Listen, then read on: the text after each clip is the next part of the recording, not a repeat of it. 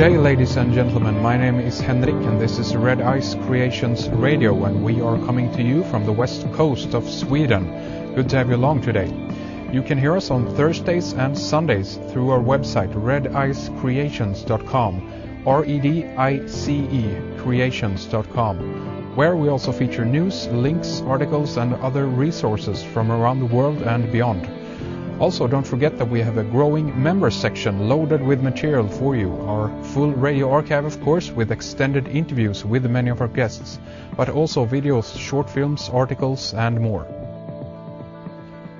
I want to say thank you for all the encouraging email and all the feedback we've been getting lately. I wanted to let you know that we read all our email, but due to time restraints, we cannot get back to everyone. But that doesn't mean that we don't appreciate your comments, article tips, links and videos that you send us. Keep them coming. You guys and gals listening to this program are all aware eyes and ears out there that can help us to keep track on all the good and bad news and everything that falls in between that is considered to be worthy of more attention. Today we have an interesting program ahead of us. A few days ago, when we did our program with Ian Crane, especially the second segment for our members, we talked about the Sion 2012 Olympics in London, and I consequently did a few more searches on the subject and came across this really interesting blog called The Cosmic Mind. There were 3 very interesting articles on this very same subject that went into these subjects a bit deeper as well. Posted a few of these stories up on Red Ice, and I decided to invite the author behind The Cosmic Mind to talk more with us about his blog, his findings, and much more. His name is Rik Clay, and you can find his blog at thecosmicmind.blogspot.com. That's thecosmicmind.blogspot.com. We're mainly going to focus on the 2012 Olympics in London today, but Rik has connected this with a lot of different subjects like numerology, the Mayan calendar, the 2008 Olympics in Beijing, and much more. So I suspect that we'll go into a lot different interesting areas here today. So with that, let's say a warm welcome to Red Ice Creations Radio, Rik, and thank you very much for coming on the program. Thank you very much. It's a pleasure. Excellent. Nice to have you on the line. And, you're a new voice, as it were, on this program at least. And I'd love to hear a little bit about your background, if you will, Rik, from kind of what area you're coming from and how you started the blog and why and so forth. Okay, well, I mean, what's recently happened to me is over the past 6 months, I've essentially I've gone through some kind of awakening process where I've started seeing things for pretty much what they really are. I mean, it's been a few years in the making, if you know what I mean. But it seems like something's finally snapped, and I've finally got a realization over a lot of things that like kind of permeate our material world, if you like. Right. My history. I mean, I'm only 25. For about 5 years of my youth, I was touring with a band of mine called Folk, and we released a couple of albums, toured the UK, toured Europe, made the odd music video. After a few years, that fell through. I carried on making my own music and got into graphic design. And I'm currently, like, when I'm not researching, I'm a manager of a design team, a new media company in Leeds, England. So, I mean, to be honest, like when I was about 12, 13, I had an interest in UFOs and everything that was alien. And I mean, after about 3 or 4 years, I kind of grew out of that a bit and forgot about the whole alternate side to reality that obviously a lot of us are researching currently. Yeah. Everything started changing when 9/11 happened, and for a good few years, I was happy to go along with the official story, as pretty much a lot of people were. Yeah. Saw the film Loose Change. Loose Change gave me a completely new perspective on life.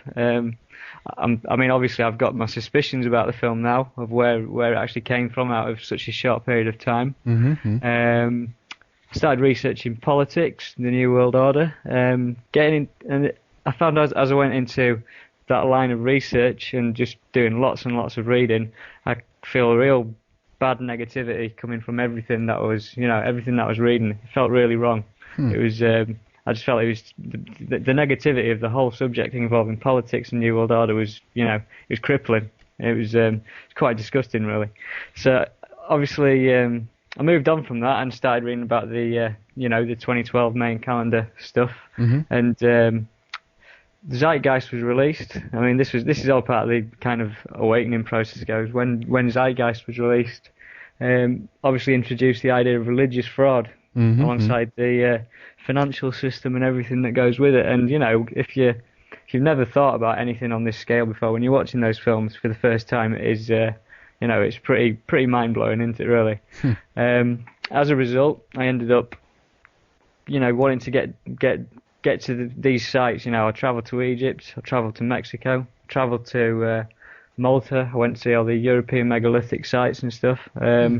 Basically, really getting in, into the gritty of where, all these strange sites around the world, pretty much where it all stems from. Yeah. And taking my camera out with me, and eventually, I mean, when I was in Temple Luxor in Egypt, started getting some, significant pictures of orbs. If you've come across orbs before, the energetic light balls. I mean, some people claim that they're reflections of dust, but when you're closely analysing them and you see the geometric patterns that are inside the some of the lights that you get on your photographs, they're pretty insane, really. Yeah. And this obviously got me thinking on the level of the spirit, and I started realising that for the first 24 years of my life, all I'd been worried about was the world around me and pretty much everything material.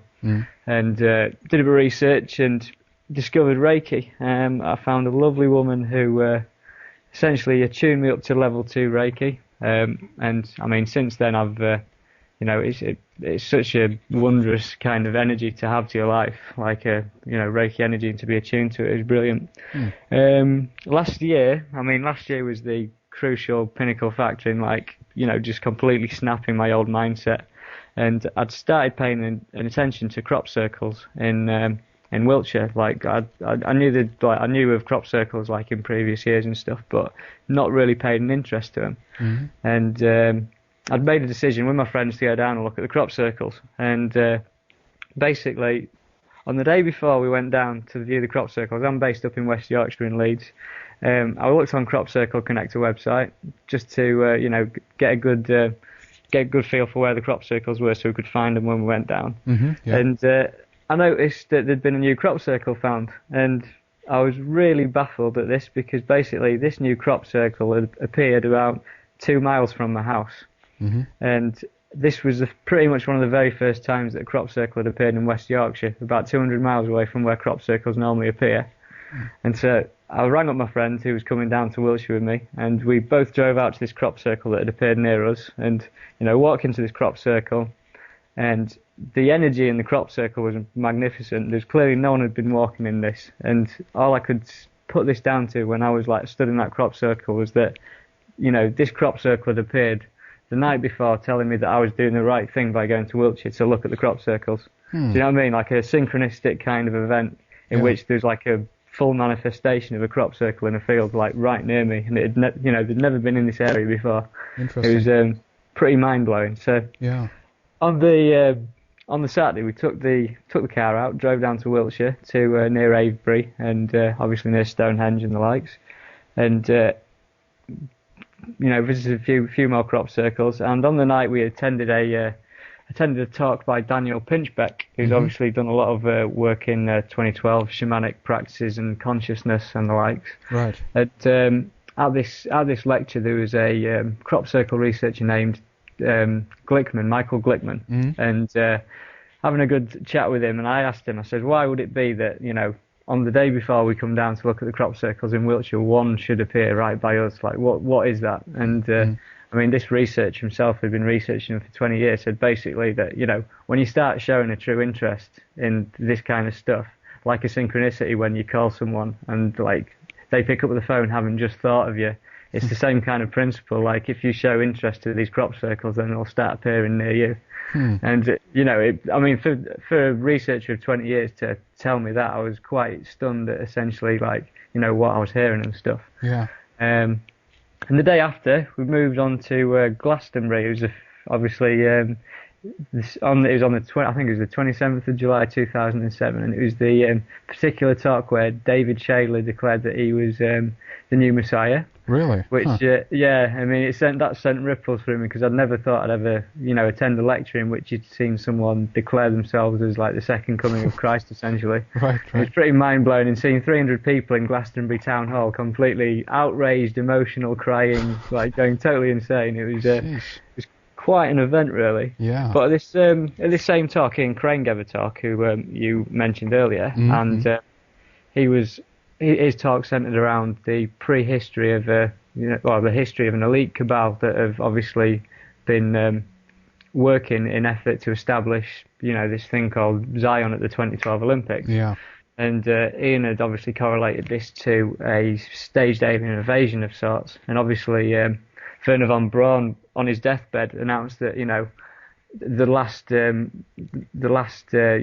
disaster to hit the planet would be this, this looming threat of an outside alien force. Yeah.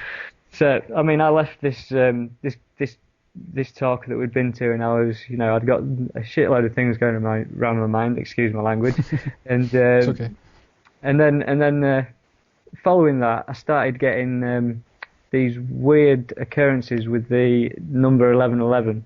I don't know if have you looked into much with the 1111 yourself? Do you know about it? Yeah, definitely. Yeah. I mean, to set the groundwork for where I'm coming from, obviously I've got a few facts here that I'd just like to say, because obviously it's the basis for a lot of my work. Yeah, sure. And obviously this number, this 1111 is it seems to work itself into a lot of things.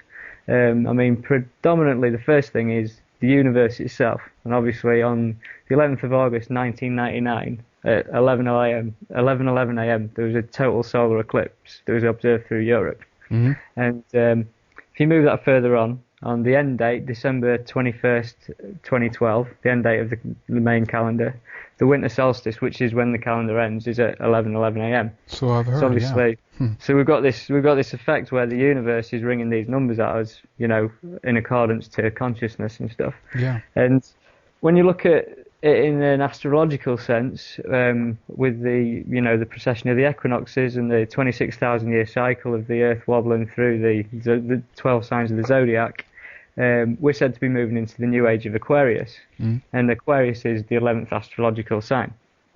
And so, getting further into it, you look at the numbers of 2112, 2012, and you add all those numbers up, and you get an 11. And then you look into the sun, for instance, and the sunspot cycles are 11 years. And basically everything that you can just keep finding these 11s out of things. And you could argue that, are you looking for them? But basically, when it's that amount of things within the universe, it's not like I'm looking for them, because they are there. Yeah. You can't deny that. And so then you start moving into the numerology of it. And for instance, if you get 1111 and you multiply it by 1111, you get the number 1, 2, 3, 4, 3, 2, 1. Which is a pyramid. Okay, so you've got a pyramid numerology that you can get out of the 1111. Backtrack on that a little bit and take it a little bit slower for us again. Okay. Yeah. Okay. Well, if you got the time code 1111 and you multiply it by the same thing, so 1111 times 1111, you get the number 1, 2, 3, 4, 3, 2, 1. Okay. So if you imagine that as a visual, you've got a pyramid. So one step up, that's number 1. Then we have 2, that's 2 steps up. Is that what you're going at here? Yeah. So essentially, because you've got the 1, 2, 3, 4, 3, 2, 1. If you were to plot that on a graph, right, on an X and Y, you'd have a pyramid. Interesting. So and the same decreases. So if you've got 111, you times it by 111, you get 1, 2, 3, 2, 1. You get a pyramid, whichever way you look at it. Anything with a base of 1. Interesting. And so then, if you look at the 11 itself. And in binary, an 11 stands for a 3. So obviously you've got a trinity out of it. Do you know what I mean? So if you were to convert to binary, it would mean it'd be 3. So essentially, then if you look at this idea of the trinity with it, 33rd degree Masons the number 33 that goes around. Obviously, if you turn that into the trinity and you divide 33 by 3, you get 11. That's interesting. So you start seeing these 11s, as I'm saying. So then you move on to recent events, and you get to September the 11th, 2001, right? And you realise that the building was stood like an 11. The two towers stood like an 11. Indeed. And then you've got 9/11, which is 9 plus 1 plus 1, which is 11. And then you realise that September the 11th was 111 days until the end of the year. And then you start thinking about the first plane that hit the World Trade Center, and it was Flight 11. There you go, yeah. Right, and the total number of crew on Flight 11 was 11. And then you look into it further, and the New York State was the 11th state of the US Constitution. Right, and so then you start thinking about where September the 11th stands in as far as years are concerned. And September the 11th, 2001 stands 11 years from 2012. Yeah. Right. And there's an author called Jose Arguelles. He wrote that from 1992 to 2012 would be in a period of May and no time, the time of no time, which was a transition of the ages kind of period in which, basically world disasters and tension would be on the up and rise constantly.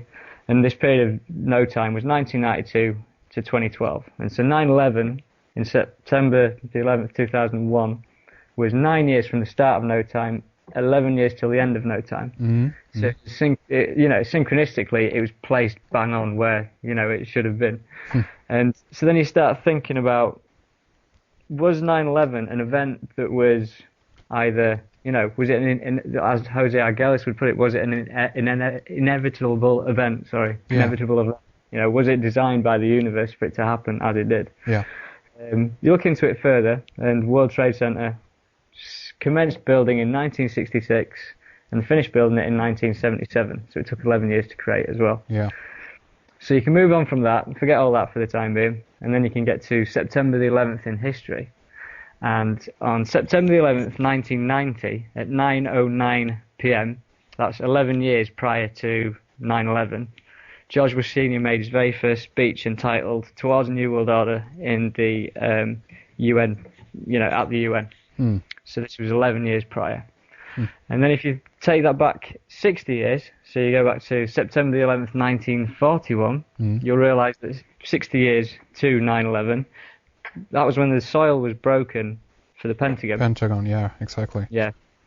And so you've got this date, September the 11th, again running through this kind of, the nasty war machine of America, if you want to call it that. Exactly. And so then basically there's something that happened much further back in time than that. And there's a book written in 1981, and it was called The Birth of Christ Recalculated. And it was written by a guy called Ernest L. Martin. And he claims to have calculated the exact date of Jesus Christ's birthday based on celestial charts for that era. Yeah. Basically, he's worked out with the famous Star of Bethlehem, which was, he worked out that essentially Jesus Christ was born on September the 11th, 3 BC. And this book was released in 1981. So, we've got another date there. And I think that is, sorry to interrupt there, but I think that's actually a key area to why we potentially are seeing so many things oriented around the 9 and the 11 September. Definitely. Definitely. I mean, when it comes into other significant events, for instance, when you think about America and NASA and stuff, the very first shuttle that got to the moon was Apollo 11. Yeah, there you go. And then, for instance, in Great Britain, I'm sure I think it's celebrated around the world actually, but on the 11th hour of the 11th day of the 11th month, we celebrate Remembrance Day, in which we honour our war dead, but it's on an 11/11, and it's basically the Queen and a load of other people taking poppies to a cenotaph, which is an obelisk essentially. Yeah. So little strange events going on all over the place. Indeed. I mean, talking about the Queen moving into royalty, and this is where I'll lead much deeper into royalty later on. But basically, if you look into the history of the word crown and the royal crown, the word crown was derived from Anglo-French word called couronne, which is derived from Latin for corona. But the year that the word crown, was first established was in the year 1111. Really? That's interesting. Right. So, wow. You can't just say that these are coincidences. All of these things that are kind of connected up. And I get to a point where, at first I thought there were coincidences, but then you think, what is this thing called chance? Yeah. What is it? Indeed. So anyhow, that's the groundwork for 11. And And then this is where I mean, I'd started seeing this time code 1111 on clocks and stuff, and this is when I started getting this flood of information. I don't know where I've been receiving it from, but I've been receiving it from somewhere recently. I don't know what it's all about, to be honest. But basically, sorry, did you say something? No, I just wanted to say it's interesting, and to some extent, I think that this is in a way information that wants to get out. I think it's kind of a self-containing awareness within itself, meaning that it is trying to reach out and teach us how things are interconnected. And I think that numerology and so-called coincidence or meaningful coincidence, synchronicity, is a perfect way to demonstrate to us that everything is interconnected. And I think that there are so many levels to all of this. So what we're beginning to discover are some of the most, in a way, actually obvious and very clear signs of this. But I would imagine that this is something that actually runs throughout exactly everything. If you have, basically the amount of time to study something or look at it in close enough detail, Yeah. I mean, the thing with all the 11s for me is essentially, I come from the viewpoint, I believe in a mind before matter universe. Yeah. Everything stems from consciousness. Consciousness precipitates matter, not the other way around, as scientists would have you believe it. Yeah. And I mean, the way that I can, kind of prove that to myself and hopefully to others is that, I don't mean to be crude about this, but when, for instance, a man is sleeping and he has an orgasm in the middle of the night, right, the process that has created that is not any physical action. It's all stemmed from thought. Yeah. And so if you think about that, then obviously that thought has then created the ability to create life. That's if right. you understand where I'm coming from. Oh, yeah, definitely. Exactly. It's a very good point. That for me is the proof that everything is a mind before matter universe. You can create life with thought. Yeah. So that means that everything that you're looking at essentially is consciousness. And that's my way of that's where I come from with a lot of this. And given the 11s, connected with the Pentagon and connected with the 9/11 World Trade Center disaster and everything, that to me is indicative of someone else trying to hijack consciousness. I don't know what it is, but for me, there seems to be some kind of other side of things that are hijacking this number for themselves. And I'll obviously lead into that in a bit. Yeah. But basically, moving into the Olympics work, obviously, it's been bandied around the internet quite a bit, but if you shuffle the Olympics 2012 logo around, you can spell the word Zion. Indeed. And there's a lot of stigma against the word, and for no reason whatsoever. But obviously Zion stands for the term New Jerusalem. Yeah. And this got me, having seen the Ian Crane speech and everything, this got me doing I had an urge to start my own research into this. I wanted to find out if what was saying could be proven, kind of thing. Yeah. And, first thing that brought to my mind was the poem by William Blake. And William Blake wrote a poem in the 18th century called Jerusalem. And there's a paragraph, the final few words in that poem says, "I will not cease from mental flight, nor shall my sword sleep in my hand, till we have built Jerusalem in England's green and pleasant land." So basically, William Blake was a known 18th century esotericist with connections to the Freemasons. And, he was famous for such pieces of artwork as Uriah and the Creator, which is a big picture of the Creator with a compass opened up like a pyramid, just like, Freemasonic symbology and stuff. Didn't he reference the Newton in regards to that painting? Have you heard about that? There is the Newton painting as well, and Newton is kind of lurched over on the floor with his compass. Yeah, definitely. Yeah, That's a different painting of William Blake. It is, okay, yeah. But essentially in that poem, we'd got an acknowledgement from a guy connected with esoteric research that they were intent on building Jerusalem in England's green and pleasant land. And so, we're thinking, when we talk about the Olympics 2012, we're talking about something that's been planned for hundreds of years, and there's a lot of proof that I've dug up that can show that.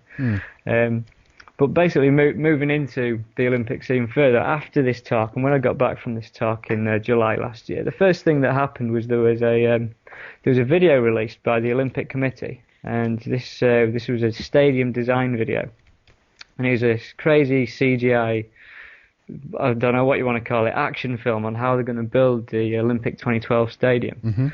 And given what Ian had spoke about with aliens and Independence Day style spaceships and stuff, this has got it all in it. Basically, within 40 seconds of this video, there's 4 chimneys that stand like an 1111, but then it moves into the most significant symbology you could ever see with, like, you know, an Independence Day style mothership for a roof, little UFOs flying all around the London Eye, and then it ends up with robotic streetwalkers in the middle of London stomping around the place, all like towards the Olympic Stadium. I mean, it's pretty weird to watch it, and it's on my blog and it's on YouTube as well. If you just do a search for the stadium design video, you can see for yourself that there's definitely symbology in there, like, you know, whether you like it or not. So this got me thinking. I was like, where does this go? Does this mean that there is a significant event looming for the Olympics? And I started thinking to myself, well, you know, if they're about to do this now, they've done this before. You know, they've used the Olympics for such events before. Yeah. Which led me into looking into 1972 Olympics in Munich. Now, funnily enough, these were the world's first stage for global terrorism. You know, the very first global, like, you know, declared as global terrorism. The first act was in the 1972 Munich Olympics. Indeed, yeah. And these Olympics, there were 11 Israelis killed. So we've got the number 11 there. And they were killed by a group called Black September, which is obviously the 9th month. So it's obviously a 9/11 you've got there. Yeah. And that particular Olympics were host to 121 countries, which is 11 times 11. So you've got a significant event there with first, like, global stage for terrorism, as it is. Yeah. And then, you know, moving on, I started thinking, well, you know, the year 1984, there's obviously Olympics in that year. And it's synonymous with the George Orwell book of Big Brother and, you know, a completely, you know, oppressive state, if you like, a new world order kind of background. Yeah. And I'd briefly remembered hearing things about a closing ceremony in the 1984 Olympics, and did some rooting around on the internet, and obviously came across a video in the 1984 Olympics, which were held in Los Angeles. They closed the ceremony, and the audience didn't even expect this, because most of the audience thought it was real at the time. It closed with a UFO flying over the Olympic Stadium, kind of communicating with the audience in a Close Encounters of the Third Kind style. Right. And the UFO eventually, like, closes down and lands in the center of the stadium, at which point there's a load of smoke, and then this alien gets out and tells the audience that he likes what he sees there. So you got this really strange thing out of the middle of nowhere. No one was expecting it, and I don't know how you'd ever connect Olympics with this UFO event in the first place. Yeah. But basically, obviously, 1984 symbolic year, UFO landing. So you start thinking, stuff going on. Not sure what. I can't really put my finger on things. And at this point, I'd decided to move away from the Olympics for a bit, because I felt that, you know, I wasn't going to find much more for the time being. And it got me involved in looking at symbols of sorts, and general symbolism and corporate logos. And I started off with, obviously, the all-seeing eye on the dollar bill. Yeah. And if you notice with the all-seeing eye on the dollar bill, on the particular side that it's on, it's the only note that it appears on in America. And there's 4 ones on it, and they ring out 1111 either side of the dollar bill. Indeed, yeah. You got the same thing again. I was looking at that, and basically started comparing it to other, you know, American institutions, looking it through, you know, the FBI logo, the CIA logo, every single one of them. You can essentially kind of draw out the pyramid without the capstone, and have an eye in the center. You know, the same geometrics work in a lot of the, you know, the official, like, institutions of America. Yeah. And I wanted to get to the source of where this was, and everyone, like, you know, generally a misinterpretation is that America was the foundation of all of this. You know, in 1776, and, you know, I mean, for a while I thought America was the start of all of this New World Order stuff. I didn't think any further than that. My consciousness wouldn't allow it. Yeah. But eventually came to me, you know, Britain, obviously, the British founded America. Yeah. On in a Western kind of empire sense, but looked at the British coat of arms, and if you pick up the British coat of arms, again, you'll notice that you've got a pyramid, and where the all-seeing eye is, you've got a crown. You know, it's the same thing. You can draw the same geometrics over it, and you've got smack bang the same symbols coming at you. So I was like, right, well, what's going on here then? This is obviously a lot more, ingrained in human civilization, like more than I thought anyhow. Indeed. Which point you then start moving to the famous corporate symbols of McDonald's and Schweppes and Starbucks, these amazing like corporations that are, you'll find them in all the symbolic places of the world. Like when I've been to Rome, you've got a McDonald's opposite the Pantheon and the Egyptian obelisk. And then if you go to the Sphinx in Cairo, and you've got a KFC and you've got a McDonald's right outside the entranceway. And, literally everywhere you go, you can no doubt find one of these kind of food venues or whatever, right next to some of these symbolic structures. Yeah. And so, for instance, explain the McDonald's logo. You got 9 letters in the word McDonald's, and I decided to split that up into pyramid numerology. So you've got 1, 2, 3, 2, 1. Split the word up. Do you know what I mean? Into a step kind of structure. And I think you have this on your blog, isn't that right? So people that are tuning in can take a look at that. You can take a look at it on my blog, but basically, to spell it out, basically you can form a pyramid-like word out of it in which the cornerstones and the top part of the pyramid minus the capstone spell the word Mason. Yeah. And essentially what the pyramid is showing is that the 2 arches of Freemasonry, or the golden arches, or whatever you want to call them, emanate from the center of the pyramid and preside all the way onto the outside of the pyramid. So essentially you've got this event that seems to preside over the pyramid. And then same thing goes with the Schweppes logo. I mean, I had a real good 11/11 moment with this because it happened in a glass of Schweppes tonic water when the ice cubes started ringing at me.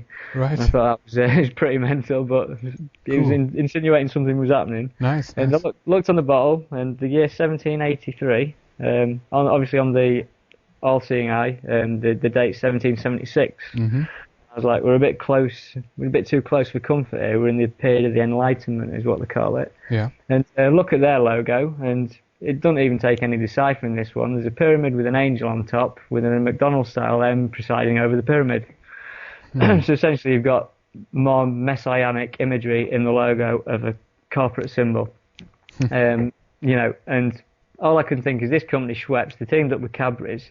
They're instrumental in destroying the health of the world because they create sugary drinks and, aspartame-ridden drinks and everything that goes with it. And they're using this symbology. So you can look at that on my blog again because it's all on there. Very interesting. Get to Starbucks, and Starbucks, if you look at, when you're walking past any old Starbucks, you'll notice that the logo is 3 stars that make a pyramid. And the very top star is seated on top of a crown, which is essentially, symbolic of the all-seeing eye. But underneath the crown is a woman, and that woman is Isis, so the Egyptian deity Isis. And essentially, what I've realised over the past few days is that what these logos are depicting is some form of messianic event. Yeah. And when you look into a book, there's a book called The Secret Teachers of All Ages from 1928. By Manly P. Hall. Indeed. And states Isis is sometimes shown standing between 2 great pillars of Freemasonry. Yeah. So deity Isis stands between these pillars. So on the McDonald's logo, where you've got the M and you've got the M coinciding on the top of the pyramid, and the same on the Schweppes logo, where you've got the angel stood on top of the pyramid, they're representing Isis. There's no other way of looking at it, in my personal opinion. Yeah. So basically, Isis is symbolic of the all-seeing eye. It's the same thing. Same as when you're looking, for instance, into the Holy Trinity and stuff, and you've got the Father, the Son, and the Holy Spirit. Yeah. There's the evidence of the kind of, the ever-looming one who sees everything but isn't quite there. Do you know what I mean? Yeah. So anyhow, this occult symbolism, it works on a dual level, like optical illusions. For instance, you can now look at a picture and do you see the old woman or do you see the young woman? Yeah. It's got the duality, same as everything else when it comes down to religion. Yeah. Most people are tuned to see one thing, but it actually means another thing as well. But it depends which version you want to go with. There's 2 ways to look at it. And my opinion on everything with the occult is that it's working on a different plane outside of the 5 sense human reality. It's something that's working in the subconscious. Yeah. And going on that principle of mind before matter universe, when you're looking at this occult symbolism, and if one person is, say, looking at the Schweppes logo, and they're drinking Schweppes, and they're buying into this logo, they're buying into the brand, they're buying into all of it, they think they're just buying into a great drink. But they're also buying into this other thing. They're buying into this messianic event. And essentially, if you think about this mind before matter universe, if this stuff, this occult symbology, is working on the subconscious, and it's working on the subconscious of a global population, then it's got the ability to still bring itself forward into matter. Do you know what I mean? So it's what you're saying is that with the help of all these knowing people, so to speak, this is propelled forward. Is that what you're saying? Yeah. For instance, like when someone goes to a McDonald's and they're buying into the McDonald's, you know how clever they got that anyhow, because it's beautiful. Right. But when they're going in and they're buying those McDonald's, they're also, they're buying into the alternate thing, which is the symbol of, this messianic event on top of a pyramid. It's empowering it. It's building it into the subconscious, and that subconscious can precipitate into matter at the right time.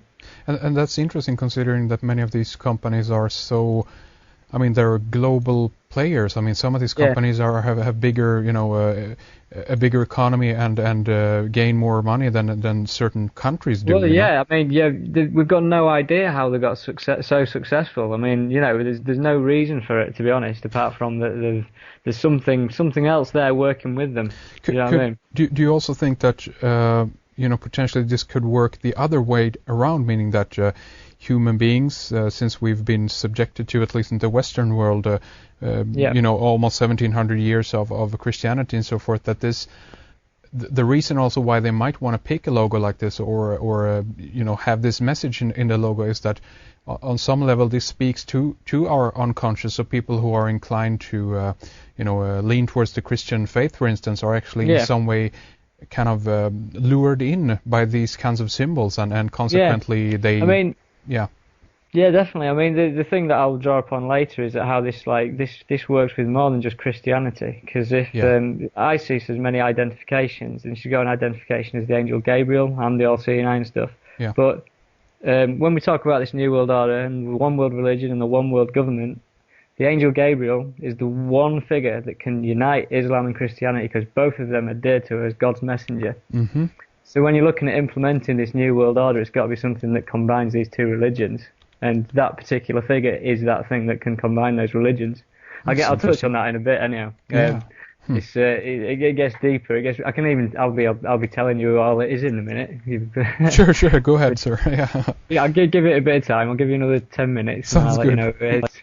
But anyhow, moving back to the Olympics logo and the Zion logo in the 2012 and stuff. Basically, there's a little bit of research. There's stuff on the net about this as well. The company who created that logo was a company called Wally Ollins, and Wolf Ollins is a brand agency. And this brand agency was set up by a chap called Wally Ollins, and this man was responsible for branding corporate Europe. So basically, GE Capital, all these logos that have kind of, sunk into the subconscious of sorts, these are all created by this man called Wally Ollins, who created the 2012 logo as well. And it turns out his dad was a Freemason. Nice. So the chances are that, there's an interview online where he references his dad trying to get him to be a Freemason. He never actually says whether he is or not, but the chances are it's in the family. And, there's these messages in the logos that this man's produced. It's a Freemasonic branding, company for corporate Europe. Yeah. Wow. Essentially. Really interesting. Sorry, yes, I wanted the name there again. Wally Ollins, is that right? Wally Ollins. Right, Thank you. Okay. Walllyolins. Perfect, thank you. Right, and so at this point, you've got this connection to Freemasonry with the logo and stuff, and it moves much higher than Freemasonry. That's just like the outside protection for this stuff. I basically loaded up, Google Earth. Wanted to have a look at the London site from the air. I wanted to see, what it is that's so special about this place. And it just so happened that the particular site in Stratford was the only last bit of wasteland that was, that was left vacant in London. It was the one last place that they could do things for something like the Olympics. So it's quite lucky that they had it in the first place. And what I noticed was I started looking at the actual street plan of this place, and to go through it, you've got a number of roads that circle the site, and the first road is a road called the Eastern Cross Route. The East Cross Route, which is a reference to the Eastern Cross. The Eastern Cross is an Orthodox cross, and it's a modified version of the patriarchal cross. It's got two smaller cross beams across the side. The next road down, you've got Carpenter's Road, which encircles the site. Carpenter, who was a carpenter? Oh, good old Joseph. Yeah, he of was course. a carpenter, wasn't he? Yeah. Next road down, you've got a road called the Great Eastern Road. And obviously when you refer to something as the Great Eastern, it's obviously like the Great Eastern Star. So you look into the Great Eastern Star, it turns out that the Order of the Eastern Star is the largest fraternal organisation in the world that both men and women can join, and it was founded by someone highly connected with the Freemasons, and their symbol is the pentagram. So this is the next road down. Yeah. Moving on around the Olympic site. If you envisage we're encapsulating the whole Olympic site here, the next road along is Angel Lane. And obviously the famous angel is the angel Gabriel. So we've got Angel Lane here. Next road along, we've got Temple Mills Lane. Temple Mills, where the water mills belong to the Knights Templar. Yeah. So another connection there. The Knights Templar were the poor fellow soldiers of Christ in the Temple of Solomon. And then encapsulating all of this is Church Road. It's obviously another biblical road name. Yeah. So all the way around the Olympics 2012 site, which you could call Zion if you go with the logo, is biblical road names surrounding the whole site. There's not one road name that's not biblical. So you start looking at that and you think, what the hell is going on? Because this site was supposedly a fluke that they found this, and what we're looking at is something that is clearly quite well planned. So if you move into, like, for instance, there's one road here that's called is the East Cross Route is called the A12. It's another road name for it. And if I move into, say, for instance, hieroglyphics for a start, hieroglyphics back in the days of ancient Egypt, they were seen as talismans, in that a particular hieroglyphic didn't mean like one letter, like a H. It meant a multitude of emotions. It meant a multitude of meanings. And it basically, it drew in the powers of the stars. That's what a hieroglyph was. It was a talisman. Yeah. It wasn't a direct translation.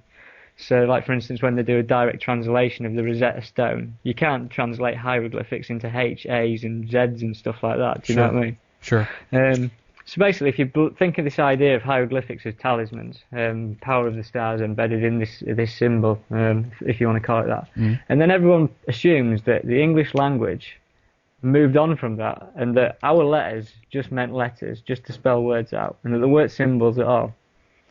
But the fact is that if you look into the idea that the power control in Egypt never died out, and they've been endemic to the power structure from the very start, the letters on the English alphabet are just as much hieroglyphs as the hieroglyphics were, the talismans. I agree, so yeah. If you look at the letter A, for instance, you've got a pyramid with a capstone, a capital letter A. Yeah. And then if you look at an S, you've got a snake. And then if you've got like a dollar sign, you've got a snake rising up what could be a kundalini or, a DNA coil, whatever you want to call it. Yeah. But basically these letters have got meanings behind them. And so this main road that cuts through the Olympics 2012 site, which is called the East Cross Road, is also known as the A12 road. Now there's hundreds of A roads in Britain. And so what are the chances that of all the roads that cross through it were an A12 road, a Pyramid 12 road?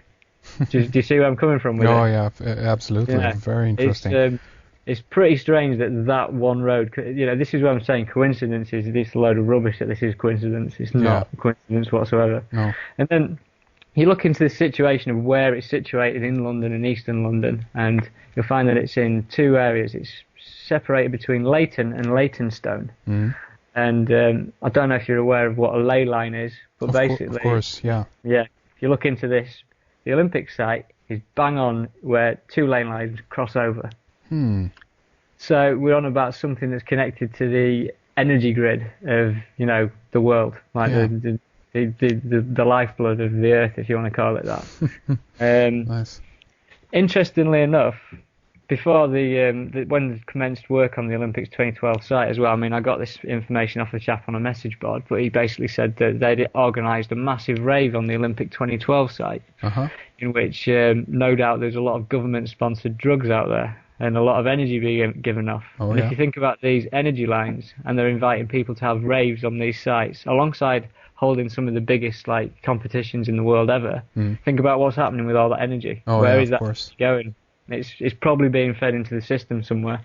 And I think that's I mean, there's a lot of for instance, as far as UFOs are concerned and stuff like that, if you look into UFO sightings and stuff, a lot of them can be attributed to being near ley lines and stuff, because obviously a UFO isn't necessarily something that's definitely fixed in our particular 3D world. Something that could be obviously of another dimension of sorts. But basically, you've got this Zion street map that's fully biblical in every way, and you then decide. Well, I decided to pick up the Bible. I don't normally pick up the Bible. I'm not that type of person, but basically picked up and went to the book of Mark, and I decided to go to the chapter 11, verse 11. The old 11:11. We got this passage here. Then Jesus went into Jerusalem and into the temple and looked around at everything. Since it was already late, he went out with his 12 disciples to Bethany. So we've got a mention of Jesus entering Jerusalem. Which is obviously Zion's the New Jerusalem. And he says that since it was already late, he went out with his 12 disciples to Bethany. Right next to the Olympics 2012 site, down a Roman road, is a place called Bethnal Green.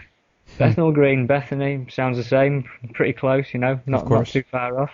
Bethnal Green is 3.3 miles, 33 degree Masons and everything, 3.3 miles from Charing Cross, the centre of London.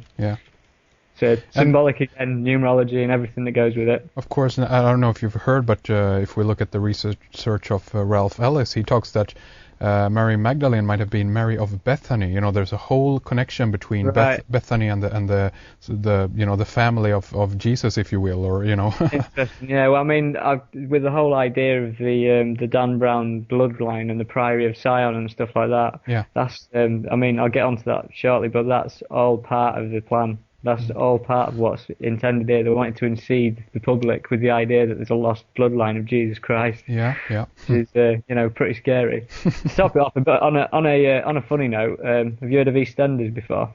Come again? Say it again. EastEnders, the English soap opera. No, I have not. No. No, right. It's a popular thing that most of, I'd say 90% of the population probably watch it. Unfortunately, really? It's most typical soap operas, and if you watch the intro sequence to that. Basically, behind the EastEnders logo, where on this intro sequence, is the Olympics 2012 site. So basically, this thing that's making everyone forget about what's going on around them, that's distracting them, providing them with rubbish stories and terrible plot lines and everything, stopping people from thinking, is symbolically showing this area on the TV screen every night of the week. Interesting. Quite Very weird. Interesting. Yeah. So, I mean, now I can get onto.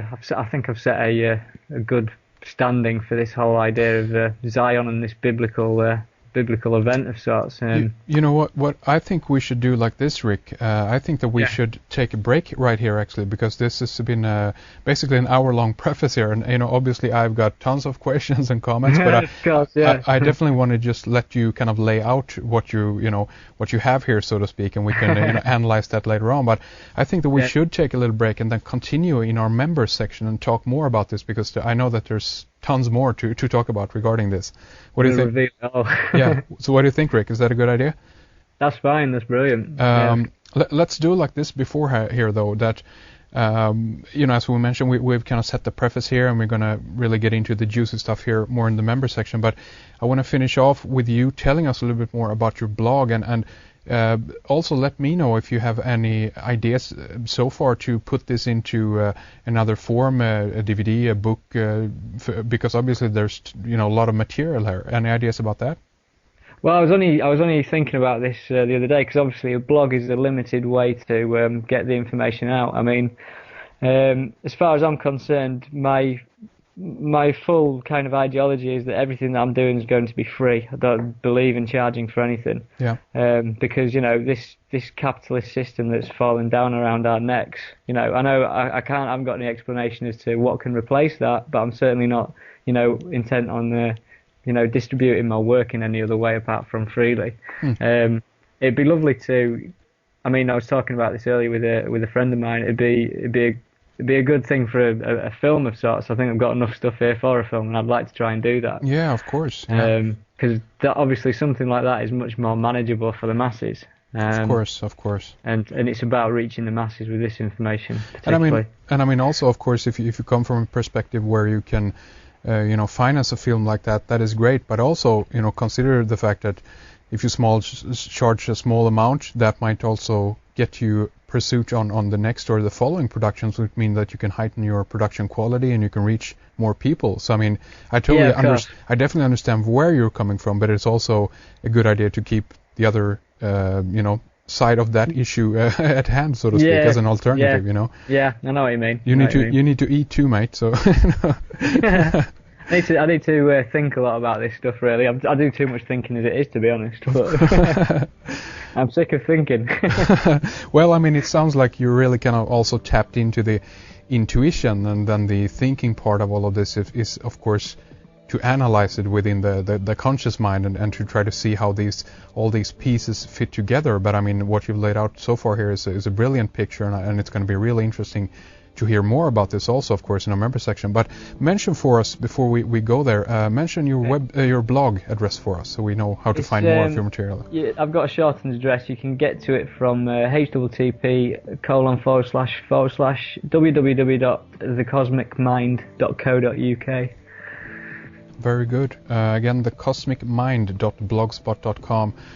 Do check it out. It's tons of material on there, and Rik is really in tune with the muse, as it were. So I expect a lot of interesting stuff has already, of course, passed through his way and through his blog. But I suspect more interesting stuff is going to keep on evolving here as well. So, but we'll do like this then. We'll take a short break here.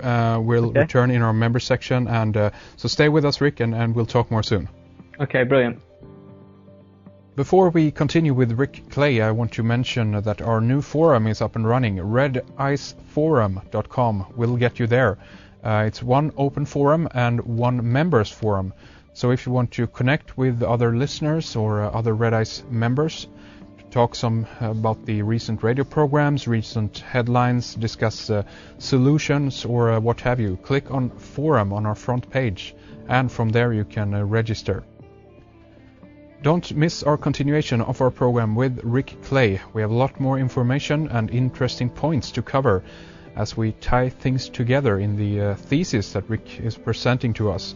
This is not to be missed, so head on over to redicecreations.com, REDICE creations.com, and click on subscribe to get all the information on how you can sign up and get instant access to the member section. For everyone who want to go deeper into these subjects, this is highly recommended. We have a lot of material waiting there for you, with new content added on a regular basis, so do check it out. We're going to end this segment with a really nice instrumental piece that it's called Adrift, that is by Rik, that he sent me. As he mentioned in the interview, he's a musician and writes his own music. You can find his solo project via myspace.com/somewhere not here, all one word. So it's myspace.com/somewhere not here. It's good stuff. So thank you for tuning in, and thanks to Fredrik behind the controls. We'll catch you after this break.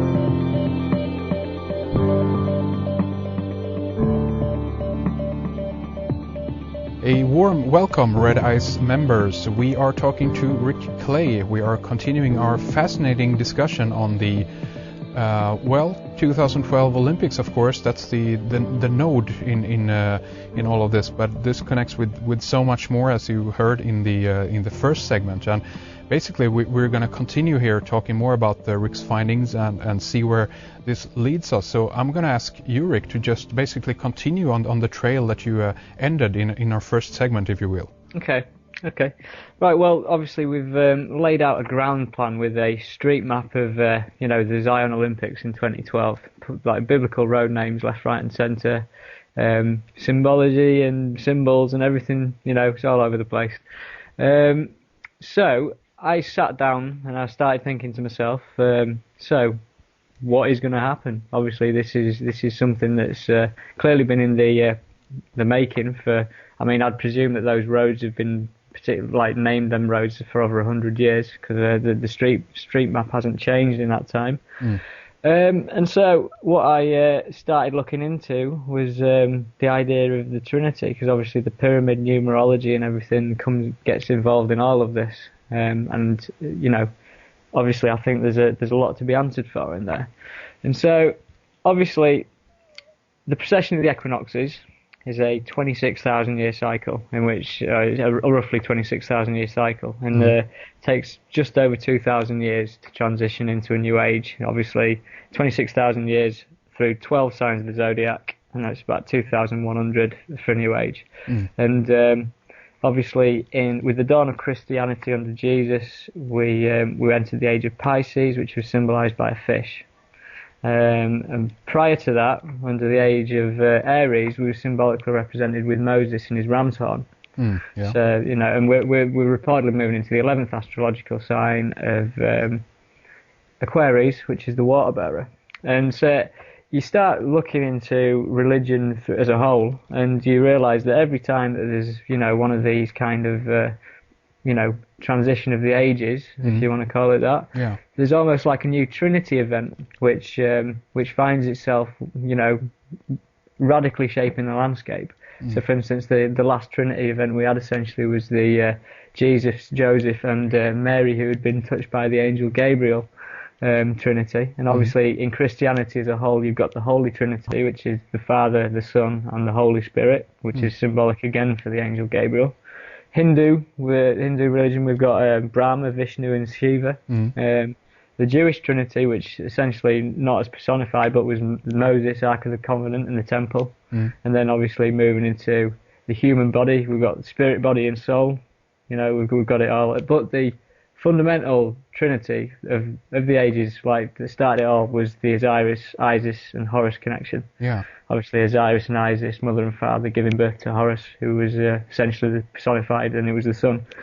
But so, given that we've got this 1776 on the gold, the Great Seal on the dollar bill, starting at 1776, we've got the Latin of Novus Ordo Seclorum. It's literally Latin for New Order of the Ages. So it's not New World Order, it's New World Order of the Ages. So it's obviously insinuating it's to do with the transition of the equinox, of the ages moving into the sign of Aquarius. And so I started thinking to myself, well, if we're moving into this, we're going to have to expect new leaders. We're going to have to expect this new kind of, forefront of religion that's going to come forward and, save the planet as such. Well, that's how they're going to deal with it. Sell it to us, yeah. Yeah. How are you going to sell it to us? Come on, give us your best shot. Basically, I started looking towards royalty, because obviously, royalty seems to be where it's at, in the sense of the coat of arms of Great Britain. It's on there. But everywhere I look, it always leads me to royalty. It's a bit like David Icon's reptilian kind of stuff. It always kind of leads to this weird thing, whatever you want to call it. And obviously, William is a symbolic person within the continuation of the royal family and everything. But basically, I've nothing to go on at first, and I just had this real small whim. And I thought, Diana, is she going to be the personification of Isis? Is she going to be the next person to be identified with this god? And I was thinking it through, and it's like, quite probably not, but let's have a look anyhow. May as well have a look. And so basically, to just talk about Isis a little bit. Isis is a moon goddess, so symbolised by the moon, and she can be identified with the Greek god Artemis. She can be identified with the Roman god Diana, and the angel Gabriel, which is the Holy Ghost. And she's always the third in the Trinity. She's the apex of the pyramid. Yeah. She's the all-seeing eye, and this is correlated because if you watch, for instance, the film Constantine with Keanu Reeves. I only watched this the other week, but there's a scene in there where there's a particular actor who plays the angel Gabriel, and Keanu Reeves walks up to her and he says, "What have you been seeing with your all-seeing eye of late?" Right? No one would pick up on that unless you knew if you read this stuff, but it was there. Yeah. There was obviously the connection between the all-seeing eye and the angel Gabriel. Yeah. So, out comes Google, as it does, and I started doing a search for Princess Diana and Isis. So the first thing I stumbled across, Princess Diana's perfume, her official perfume, is called Isis. So it's like quite a good connection for a start. She's only got one official perfume and it's called Isis. So you start looking into things a bit more, and then you see that Princess Diana has got a memorial, which is a ring of water, and it's in the Serpentine, right next to Buckingham Palace in London. And I went down there to have a look at it and see if I could see anything else. But basically, this ring has east and west kind of flows of water, and the flow down this ring, and then at the other end they conjoin, so east and west meet. So if you think of that symbology of east and west meeting, Islam and Christianity conjoining, do you know what I mean? The whole idea of unifying something into one. Yeah. So there's the symbology of the unification of two extremes in this ring of water. But basically, if you look into Isis, she's identified with the Holy Ghost, as I've said, and the angel Gabriel.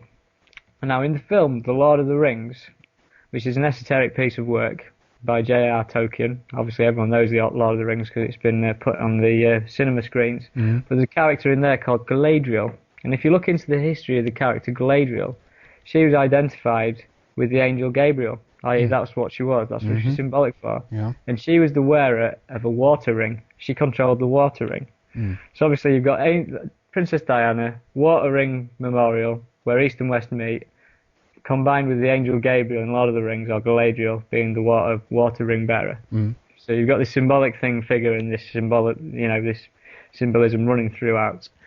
So moving on to the next thing, how else can I identify Diana with Isis? And so you start looking at the Pont d'Alma, where she died, where she had a horrific car crash. And obviously there's stuff on the internet already that insinuates that the Pont d'Alma was a pagan sacrificial site.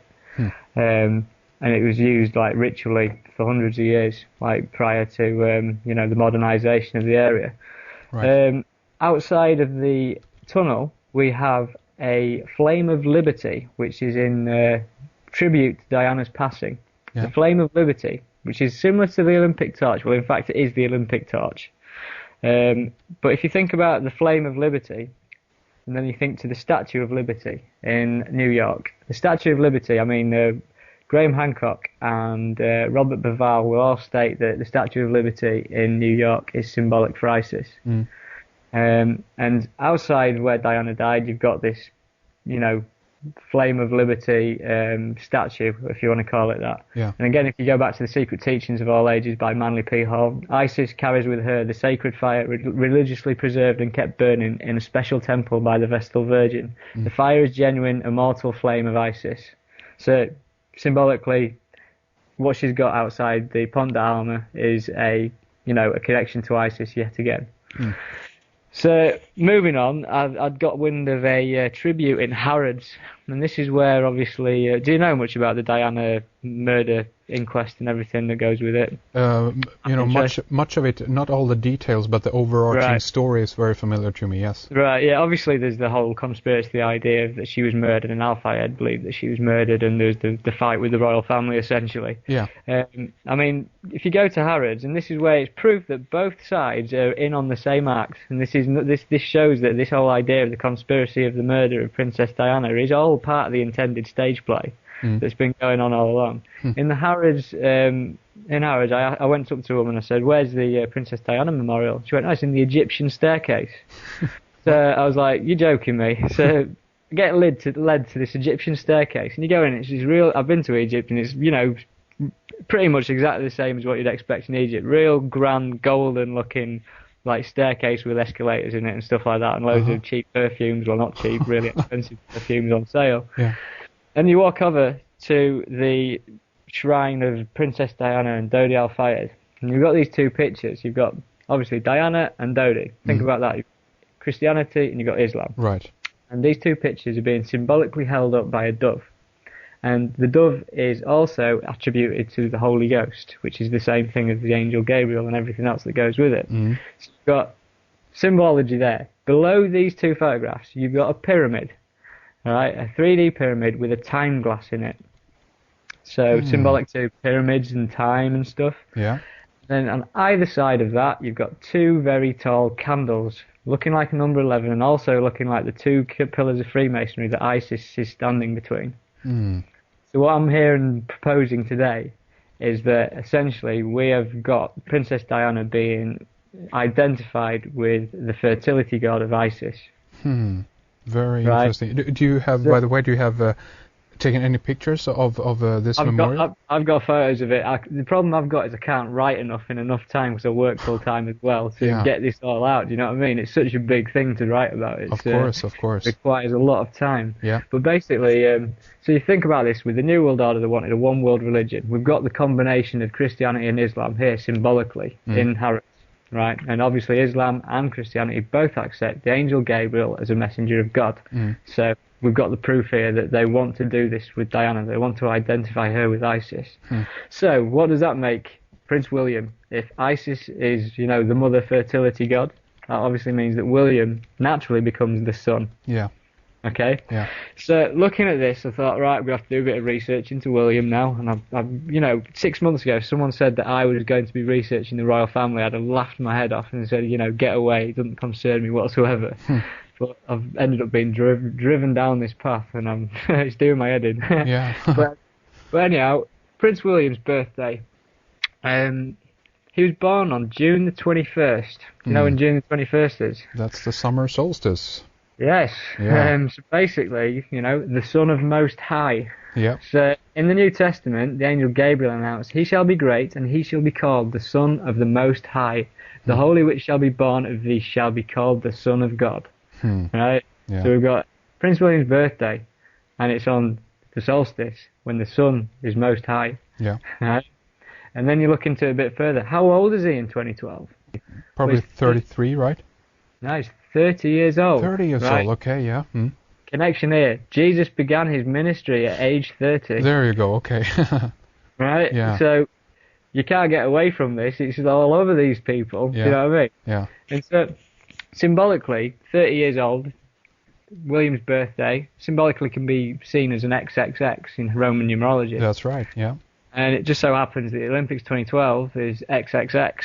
So it's the same Olympiad. Exactly. It's the what does it be? The 30th games, 30th. Summer Olympic Games, yeah, XXX. Yeah. So right, then you start thinking, what I was saying about, for instance, symbology and stuff like that, and you've got McDonald's and you've got Starbucks and you've got Schweppes, all like essentially occult symbology. That's when people are buying into these things, they're subconsciously buying into this messianic event, as I've stated before. Yeah. Well, if you think about this and the symbolism of the XXX, the triple X, think about what most single men do on the computers.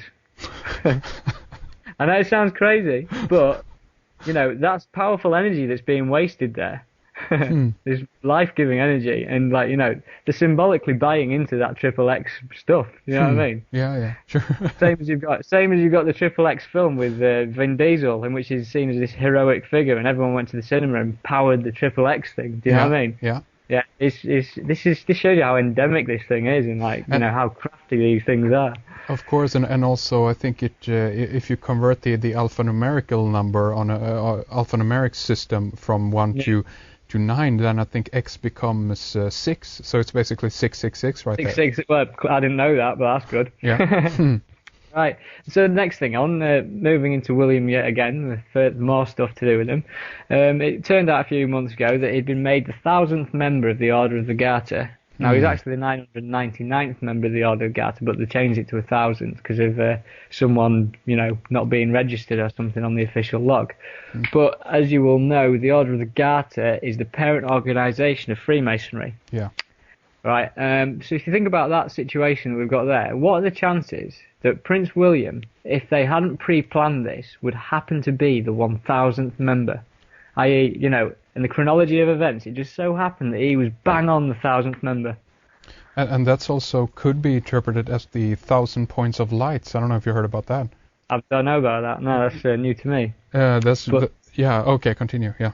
Yeah, but do you know what I mean? It's quite a hard coincidence to fall upon that it'd be the 1,000th member in as it happens. Of course. But then go on further on again. Did you come across the Prince William received his wings news all over Sky News and stuff recently? I don't know if you came across that. Basically, he's been in the RAF. He's been doing his duties, and there's all the RAF symbolism flying everywhere at the moment. They're trying to get everyone into the armed forces by giving everyone a bank holiday for Armed Forces Day. You know what I mean? Let's keep the war going, guys. Yeah. But essentially, with the RAF, he said he received his wings. And if you look at the symbolism of the RAF wings and the RAF, basically, when you don't have your wings, the RAF is the logo is the RAF in a circle of I can't remember the name for it, a wreath, like a circle wreath. Okay, yeah. So if you imagine that as the Egyptian sun disk for Horus, and then when all of a sudden they say he's got his wings, they put these wings on the RAF sun disk, and it makes it exactly the same as the Horus sun disk with wings.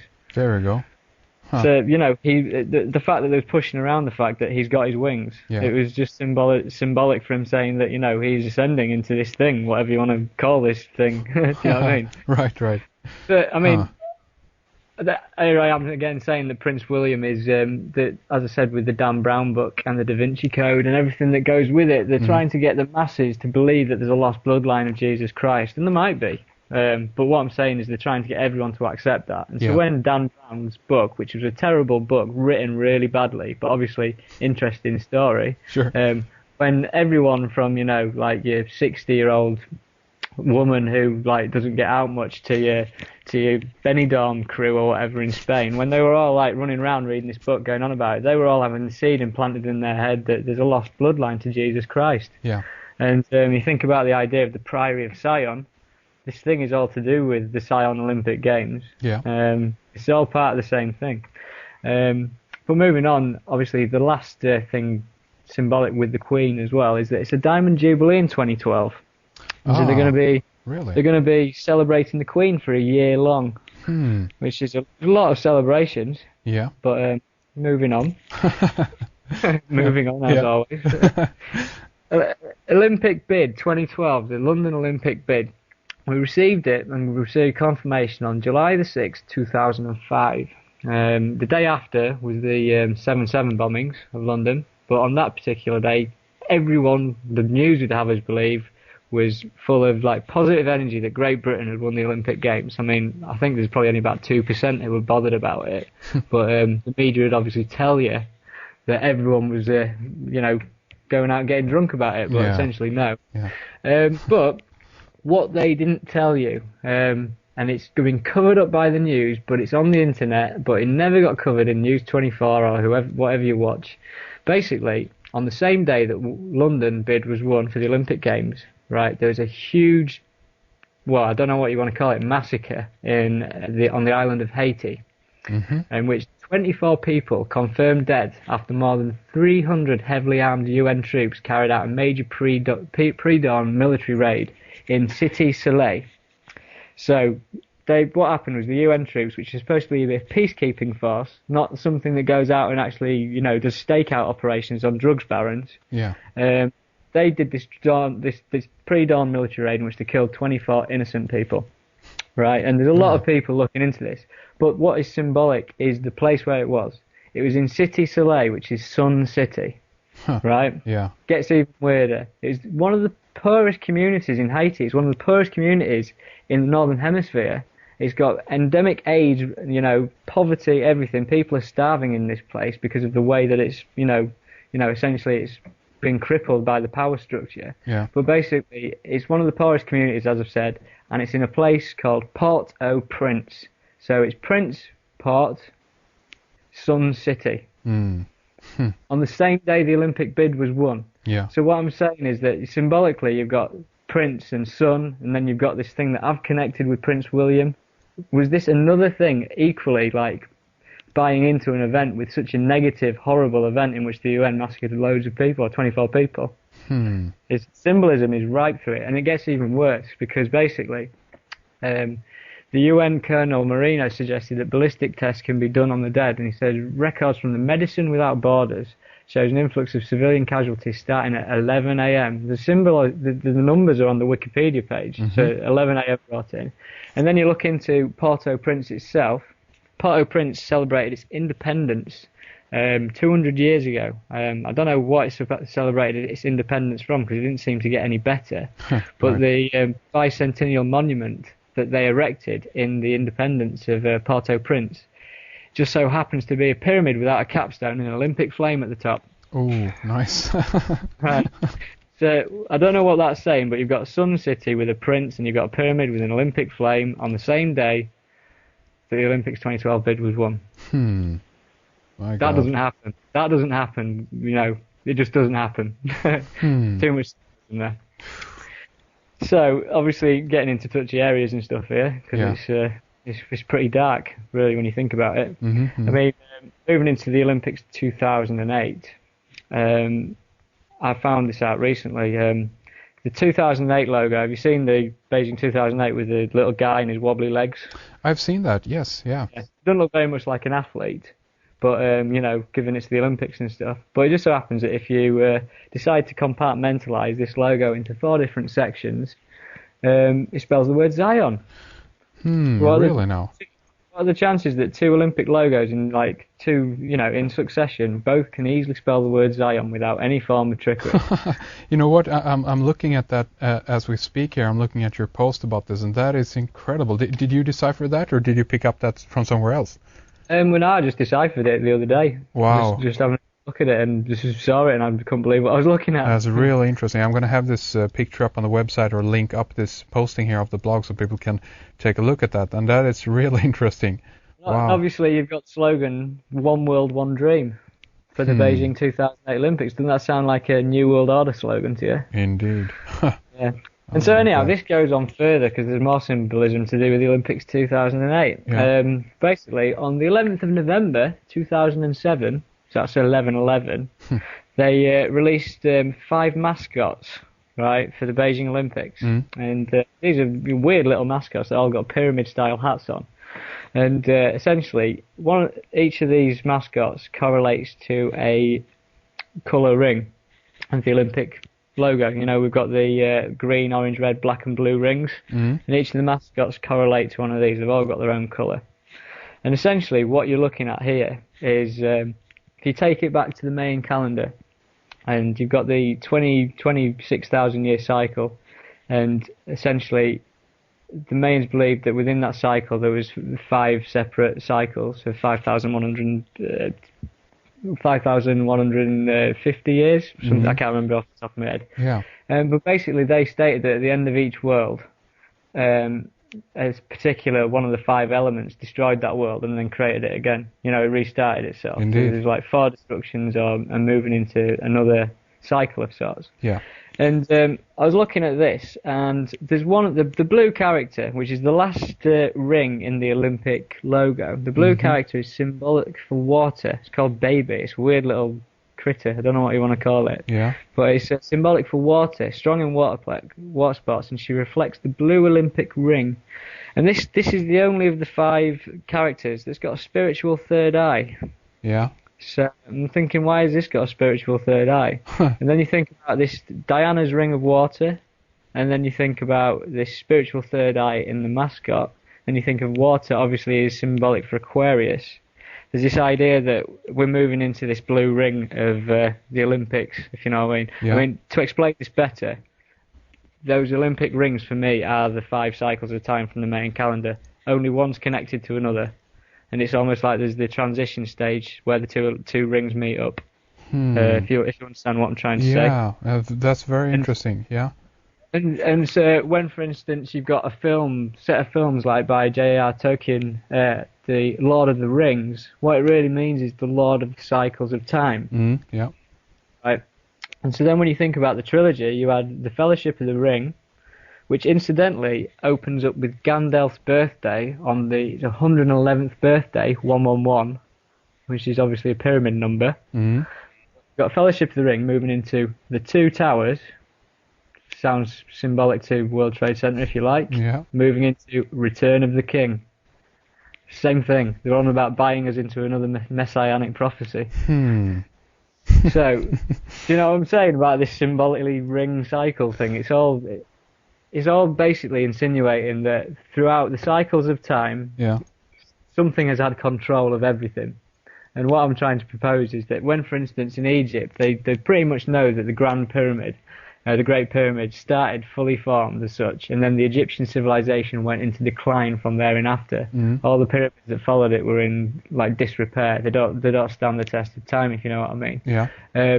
And obviously, everyone believes that preceding or before that, there was obviously the Great Flood of sorts. Potential like the Great Flood, which essentially came after the destruction of Atlantis.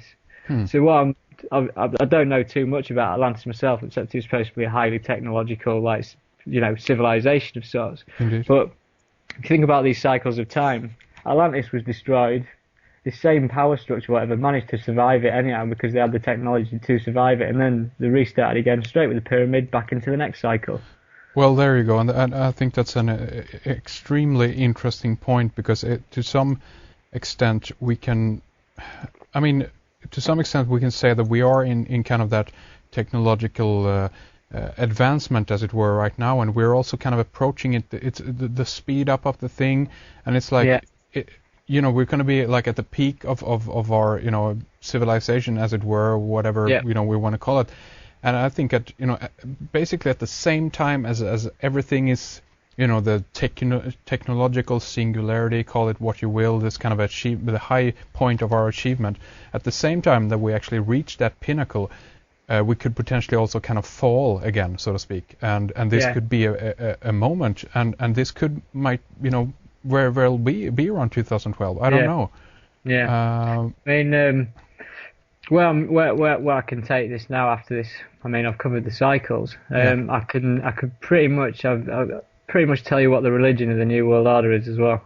Okay. If you want to know that, I'd love to. Share with us, please. Well, basically, if you're reading Revelations, chapter 11, verse 12. Now a great sign appeared in heaven: a woman clothed with the sun and the moon under her feet. Remember the moon because that's symbolised with Isis. And on her head a garland of 12 stars, like the 12 stars of the EU flag. But basically, in Revelations, it refers to the breaking of the 7 seals. Right. In the main prophecies for Chilam, a high priest, in 1560, there was a prophecy written about the arrival of Christianity and the arrival. This was like the end of the Mayan calendar prophecies of sorts. And he said, "There the masters of our souls arrived. There the counties were distributed to their chiefs. There we began to learn the holy faith. There water began to enter our heads. There were laid the foundations of the high church, the palace of God. There the principle of the 7 sacraments were founded." So 7 again, 7 seals in Revelation, 7 sacraments in the main prophecies. And I do Reiki, so I know what there's 7 of, and there's 7 chakras. 7 sacraments, 7 chakras, same word, same thing to me. Yeah. And as a confirmation of that, on my blog, there's some more deciphering of imagery. And if you have an issue of the UK passport from 1998, I think that's when mine was issued. There's an image of the rose, the thistle, and the daffodil, which are the flowers of England, Scotland, and Wales. But as I've said, these images have 2 meanings, and they have they have a duality. And this image that no one knows what it is, it's on a page called Reserved for Observations Only, with a number 11 on the page. It's basically showing a diagram of the chakra system. And you can correlate that because basically the heart chakra lines up with an image of a heart, and the solar plexus chakra aligns up with an image of a sun. So basically you've got this thing, but even more concerning, or not concerning, on the root chakra and the crown chakra, it's signed with a inverted pentagram. Mm-hmm. Really? So so you think about that. There's an inverted pentagram on your crown chakra and your root chakra. Now I don't know what that's symbolically saying, but it's obviously involving spiritualism. Yeah. And if this is in the UK passport, I mean, it's beyond me that our government have ever acknowledged the chakras. I've never known that in my entire life. Yeah. But as a further proof to the New World Order religion is going to be based on spirituality. Mm-hmm. The Tibetan flag. I don't know if you've seen this. I've recently picked this up myself because of all the kerfuffle with the Olympic torch and the Dalai Lama and everything. Yeah. Basically, it's become pretty apparent that the Free Tibet movement was funded by the CIA. Because it was a way to rise up against China. But essentially, like, ignoring that, if you look at the Tibetan Buddhist flag, or the Tibetan flag that they used from 1912 to 1950, which is banned by China now, if you look at that, it depicts what is a mountain, but it's not a mountain, it's a pyramid. And at the top of the pyramid is a sun. Right? So essentially you've got a pyramid with an all-seeing eye on the banned Tibetan flag that the Tibetan Buddhists used to represent themselves. So what is that saying about Tibet in 1912 to 1950 when they used that flag? It's almost like it's a blueprint for, the New World Order's religion of sorts, based on meditation, spirituality, chakras, and, all that goes with it. I mean, I'm looking at a picture of the Tibetan flag right now, and even the fact that there's two, lions, if you will, that is holding up the eternal flame, and even the word itself, if you look at pyramidion or pyramidos, I should say, that's basically fire in the middle. So I mean, they give you the hint right there that this is a pyramid, and then you have the sun in the backdrop. I mean, it's incredible. Yeah. You see what I'm saying? Yeah, of course. Yeah. So you've got this thing, and I've got a recent picture of the Dalai Lama sat giving a press conference, and his head was aligned perfectly with the back of that sun.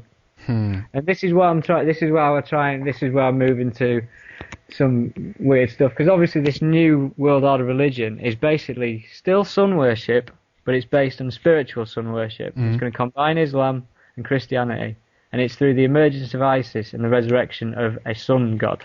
This is how it's going to happen. Yeah.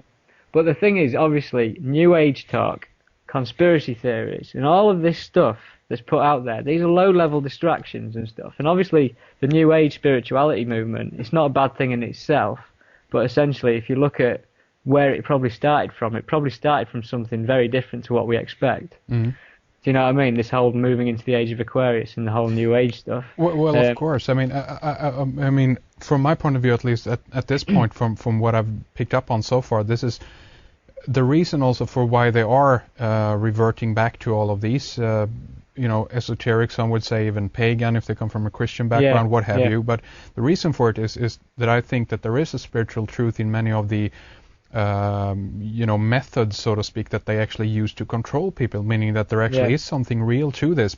And they have known this for a very long time, but they consequently either manipulate people in the other direction, and consequently say that that's all bollocks, don't look at that. We have your religion right here for you. We call it Christianity, what have you.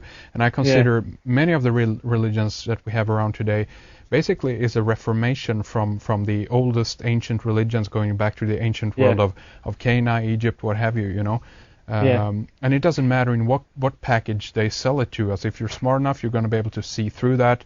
If you're clouded by too much of the manipulation, that's unfortunate, but in many cases it's people's own choice, and I have nothing against that either, No, that's of course you can't dictate that at all, can you? No. I mean, essentially, like, the thing that I'm trying to get across what I'm trying to say, I mean, I've moved into an area that Matthew Deleuze touches on. I think you've spoke to Matthew Deleuze before.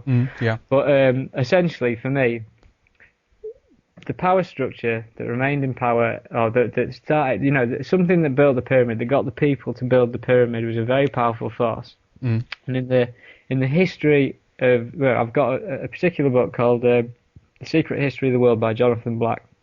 It's an esoteric secret history of the world. And this particular book states how that since, the early days, we're getting more and more ingrained in matter. We're moving, like everyone thinks of evolution in a material sense, but consciousness has equally gone through an evolution, moving from the spirit, drawing itself down into material matter over time. And so, for instance, when you listen to the Egyptian stories of Zeb Tepi the first time, and the state that the gods ruled the earth, or ruled Egypt, sorry, and then the gods retracted, so they built statues, effigies for people to worship to.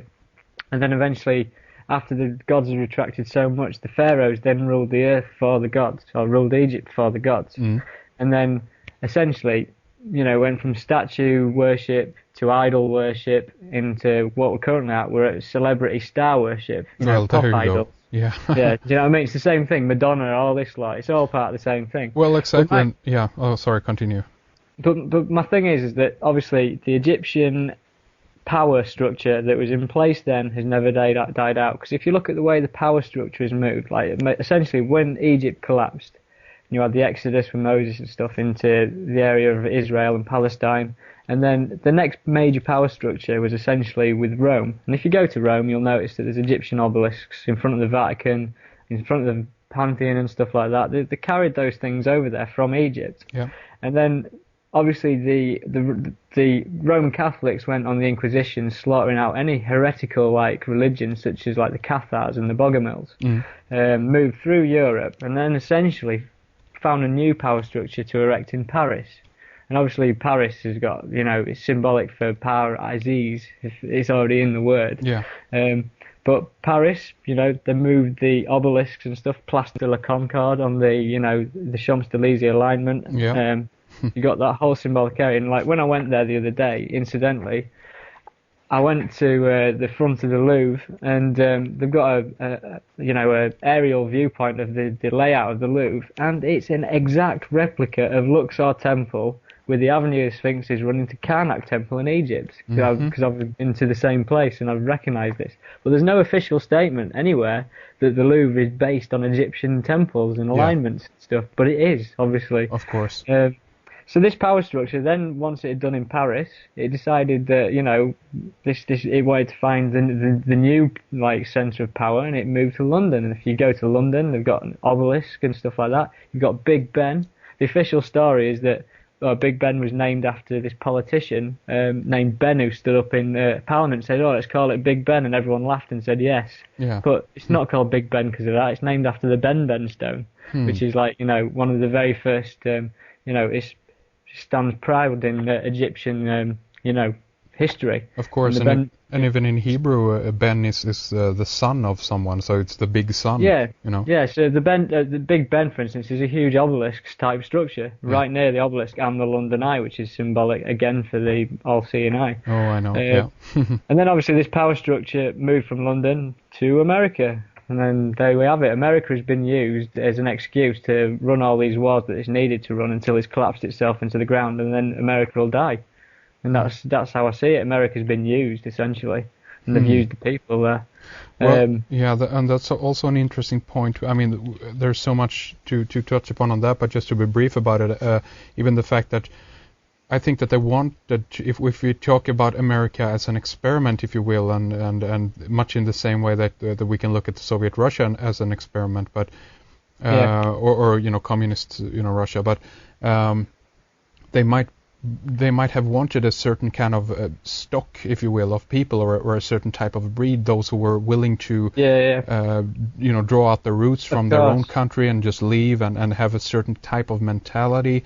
And if you take all these different things into account, you end up with a really interesting picture that potentially is showing you that what you're mentioning here, that they wanted to use America for a specific purpose. But anyway, please continue. Yeah. I mean, obviously, if we're going on this premise that this power structure's been there and it's never died out and stuff, and then obviously you start looking at the English words and the language and stuff like that, and we're all connecting back to this idea of scion, and then you start thinking, essentially, with English words, as I've said, you've got the word television, televi scion.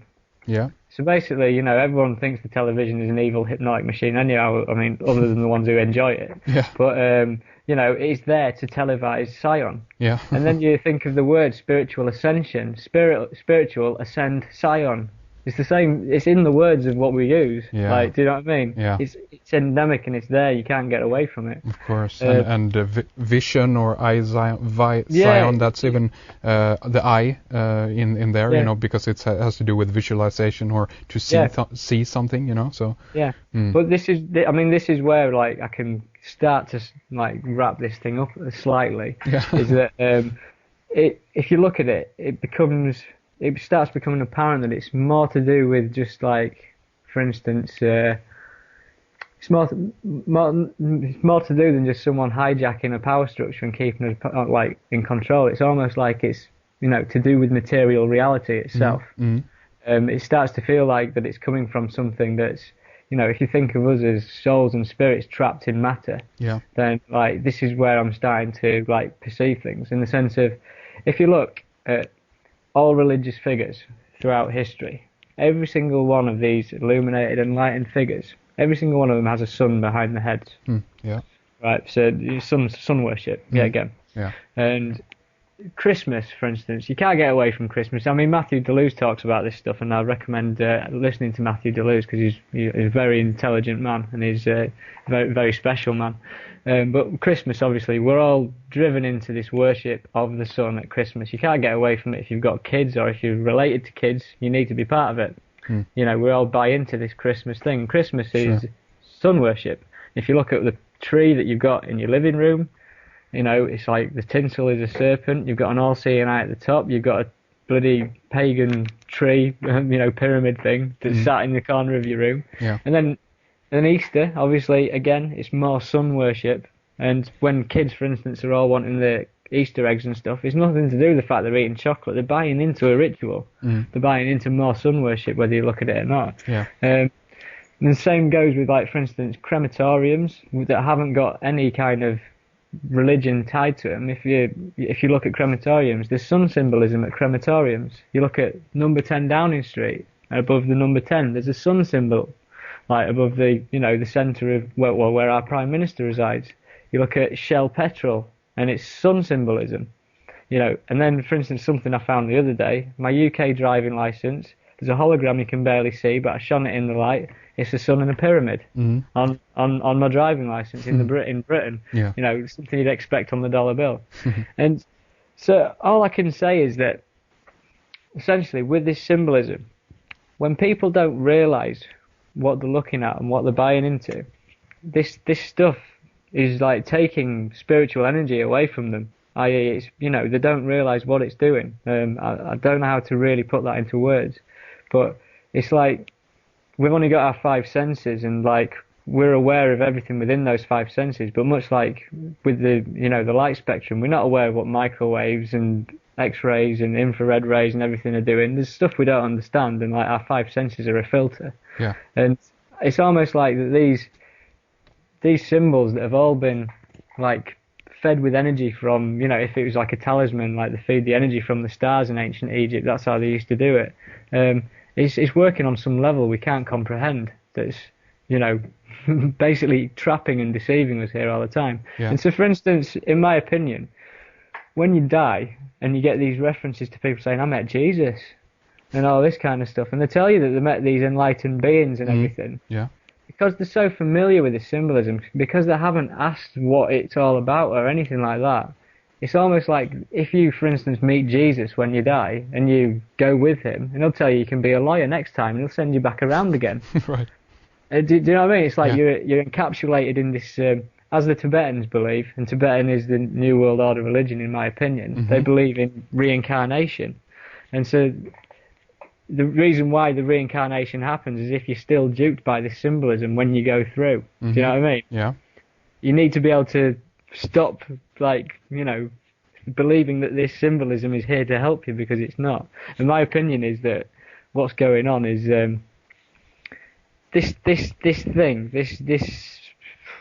this material reality, whatever we're related in, it's much like the Gnostics believed, and in the sense of the Gnostics believed that there was a creator of the material universe, but they never ever, like, you know, saw their creator as the supreme being or the god, if you like. The creator was a malevolent force of sorts, keeping us all entrapped in this matter, preventing us from being what we really are.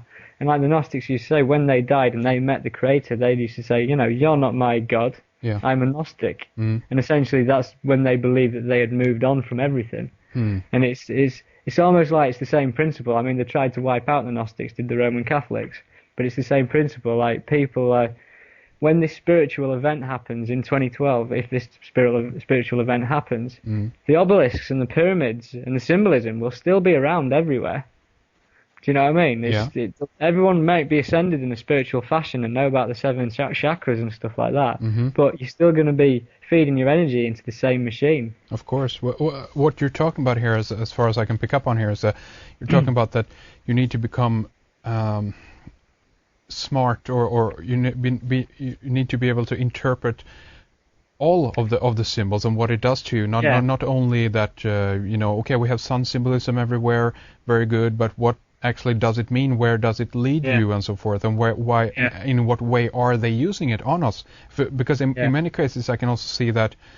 I mean, if we look at how nature operates, how it exists, how the functions of natures occur, we can understand that the sun, for instance, is one of the most important elements that we have in order to sustain us, keep us alive. So obviously one can understand that there is a veneration for the sun, but how is this being used? And I mean, what you're referring to here also, as far as I can pick up on it, is a little bit of the Buddhist ideology or theme, that we actually are trapped in a kind of illusion, if you will, or the wheel of reincarnation, and that this is something that actually is a trap. To some extent, I don't agree with that idea a little bit, but I understand what you're saying and how a philosophy like that can arise. If you think about, say, for instance, the film The Matrix. The Matrix had Neo, which is an anagram for the One, had Trinity, had Sion in there, had the whole thing in there. Of course, And for instance, when Neo had decided that he wanted to know the truth, and he was no longer wanting to be kept in this illusion,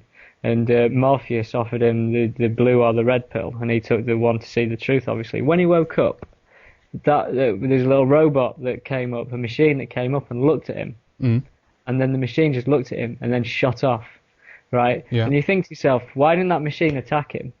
And the reason why that machine didn't attack him is because Neo, in the film, basically had seen through everything. He knew the truth and no longer could provide energy for the machines in that pod.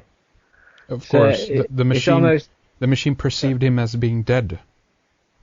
Is that how it worked? Well, I'm that's getting confused there, maybe. No. Well, I mean, I understand your point, and you're right, because I mean, the machine took up because they couldn't identify him as being alive, because the fact that he had all his wires cut out from his the nervous system in the back, so the machine could no longer interpret him as being dead or alive, meaning that he's useless to the system, how it operates. So that's why the machine left him alone. That's how I interpreted that scene anyway. But yeah. Okay, well, my interpretation was that basically there's no point recapturing him to put him back in the sense of, if he was back in there, he wouldn't be feeding any more energy to the system. Well, I see what you mean, exactly, and that's another good point too. Absolutely, yeah. I mean, to wrap up if you want to ask me some questions in a minute, to wrap it all up, I mean, as I've spoke about on the mind before matter scale. Basically, I've got this kind of feeling that as we're approaching 2012, we're obviously approaching some kind of new cosmological energy of some sort. Something involving the universe, which is probably far too great for any of us to really comprehend at the moment. But working on the mind before matter idea, basically, I envisage what's going on as we're moving closer to this date and we're getting closer to this energy all the time. Manifestation time between kind of, thoughts and manifestation creating themselves into matter is getting shorter.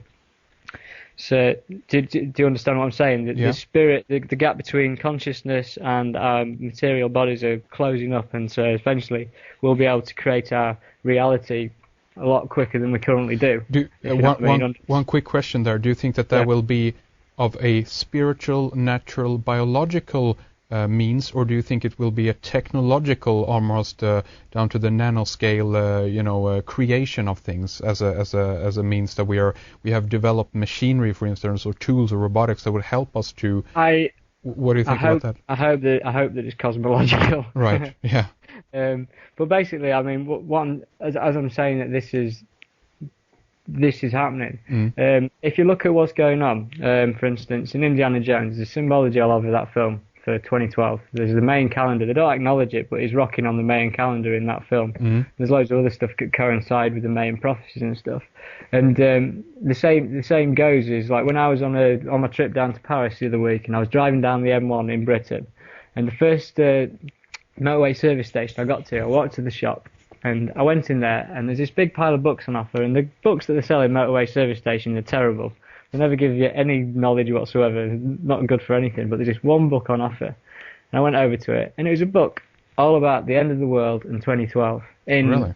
On the main motorway of, like, Britain's motorway, in one of the shops, one of the main shops that you get on the service stations. And I've got this feeling that what's going on as we're getting closer to this energy, and as we're getting this gap between kind of thought and, you know, manifestation of matter is getting shorter, there's a particular force out there that's trying to implicate that 2012 is going to be a huge disaster. And for instance, next year, the man who released Stargate and Independence Day is releasing the film 2012. Yeah. And it's going to be the biggest disaster movie on record, going for $200 million. There's plenty of starving people in the world, but we can spend $200 million on this film. Oh, of course, no problem. And what this film is going to perpetrate, and everyone on the bloody planet is going to know about 2012 for being a disaster. So if what I'm saying is this idea of a mind before matter situation, if the general population are all believing that 2012 is going to come around and it's going to be a disaster, our consciousness could end up manifesting that for us. And the problem we've got is obviously that the people in power have the technological, the technology to survive such a thing, and the general population don't. It's all about the manifestation of a disaster that they're trying to swing their way by putting out this information to the public. Do you understand what I'm saying? Of course. One quick question there is, if they're at the same time are trying to put, Prince William up as the new Messiah, if you will. Yeah. Are they at the same time also trying to destroy everything that they are building up here then around 2012? Well, the interpretation I've got is that in between this 2008 and 2012, because obviously the two logos contain the word Zion, there's going to be a lot of things happen in between those 4 years. We're not just going to end up with one event. It's going to be a sequence of events continually. Yeah. And I believe for anyone to be implemented as king of the world, which I think they're aiming for, you're going to have to touch people, and those people are going to have to have been stretched. Do you know what I mean? They're going to have to be on an emotional knife edge to believe everything that they're seeing. Yeah. That's all I can say, is that I do believe that in the run-up, like for instance when you've got Prince Charles beaming himself into the EU via holographic technology, yeah, there you go. and stating stuff along the lines of that he knows for a fact that in 18 months' time we're going to have a sequence of mega disasters all around the world. How does that man know that is going to happen? Did he say that? Yeah, he did say it. He said it about 2 weeks ago. Really? No. Yeah, do a search for Prince Charles, natural disasters, 18 months, and you'll probably find it straight away. Okay, I will do that. That's very interesting. Okay. But how does this man know that? Do you know what I mean? It's scary. Well, he's potentially at the top of the pyramid. Who knows? He's Osiris, isn't he? Well, exactly. There you go. Exactly, he is. No, I mean this is. There's so many people also that have been looking at Prince William and that come from this from a different angle and so forth. And I mean I definitely see that there's something there. I mean there's incredible stuff going on the symbolical level, and yet I always try to, or rather I kind of move back towards the other perspective. Okay, is this something? Is there an archetypal image within civilization of man that right now always kind of strive for the Trinity, and whatever people that are in a position to represent this Trinity are going to be put forth as such, and those who are smart enough to pick up on this can see it? Or is this a totally manipulated thing from day one, going in, this is what we're going to do, and this is where everything leads? What do you think about that? As far as I'm concerned, we never really chose our royal family. So as far as like people pushing these forwards as these archetypes, Yeah. I don't see that because they seem to have claimed this land without any real justification. Yeah, of course, of course.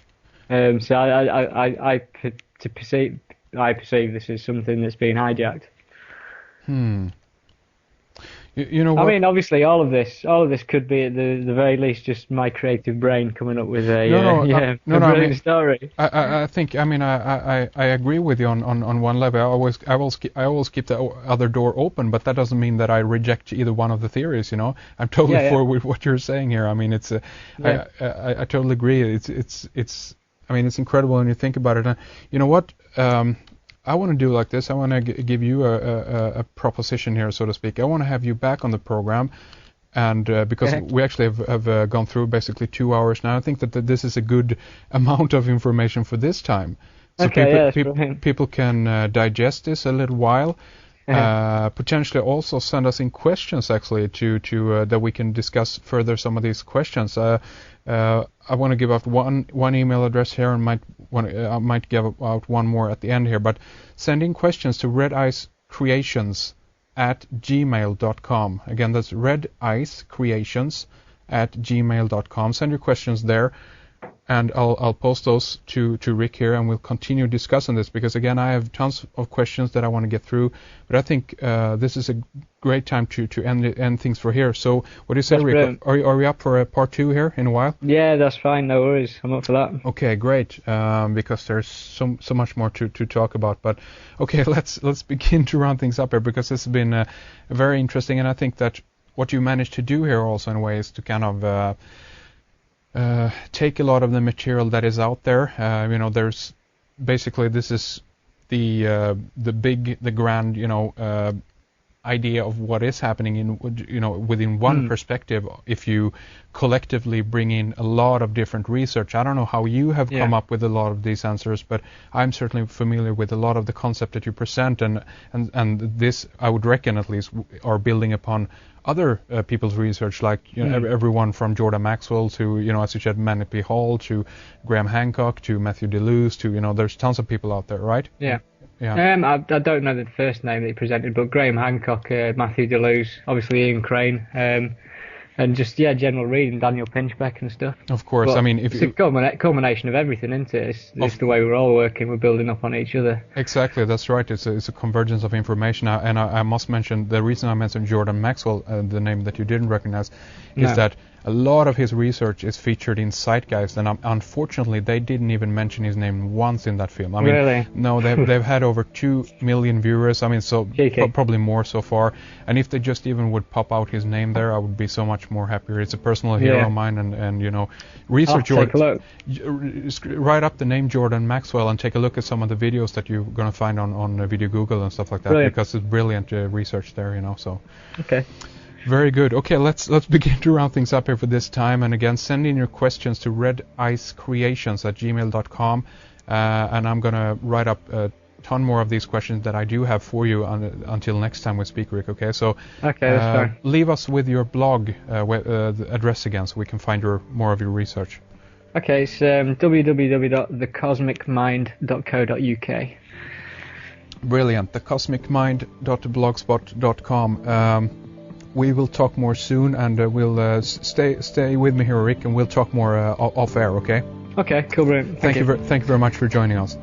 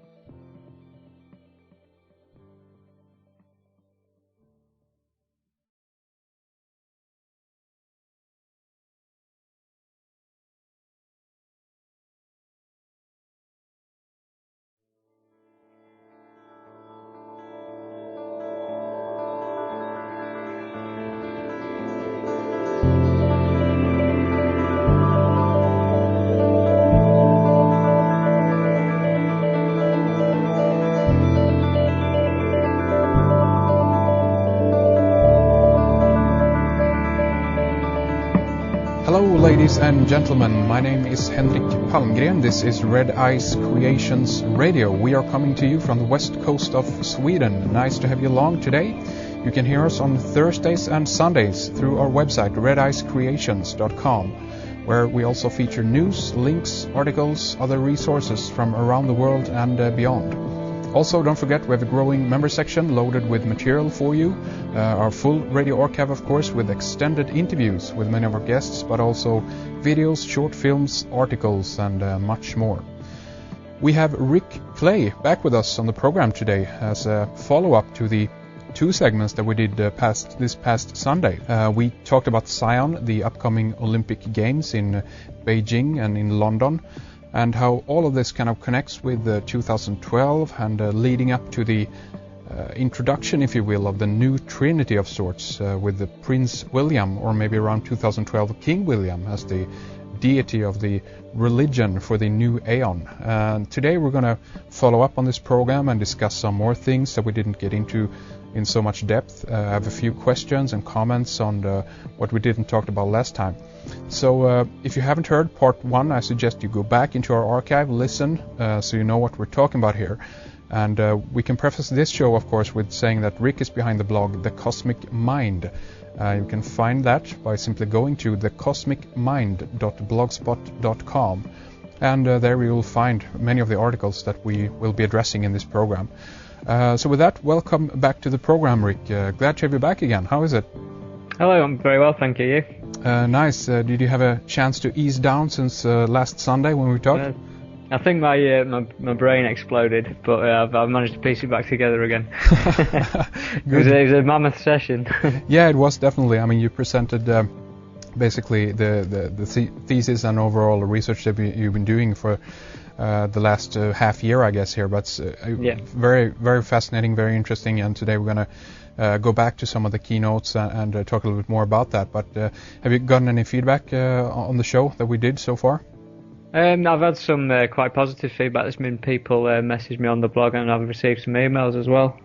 Obviously, some that are not in complete agreement with what I've been saying, but that's fair enough, because I'm not saying that this is gospel or anything. I'm just saying this is how I see it.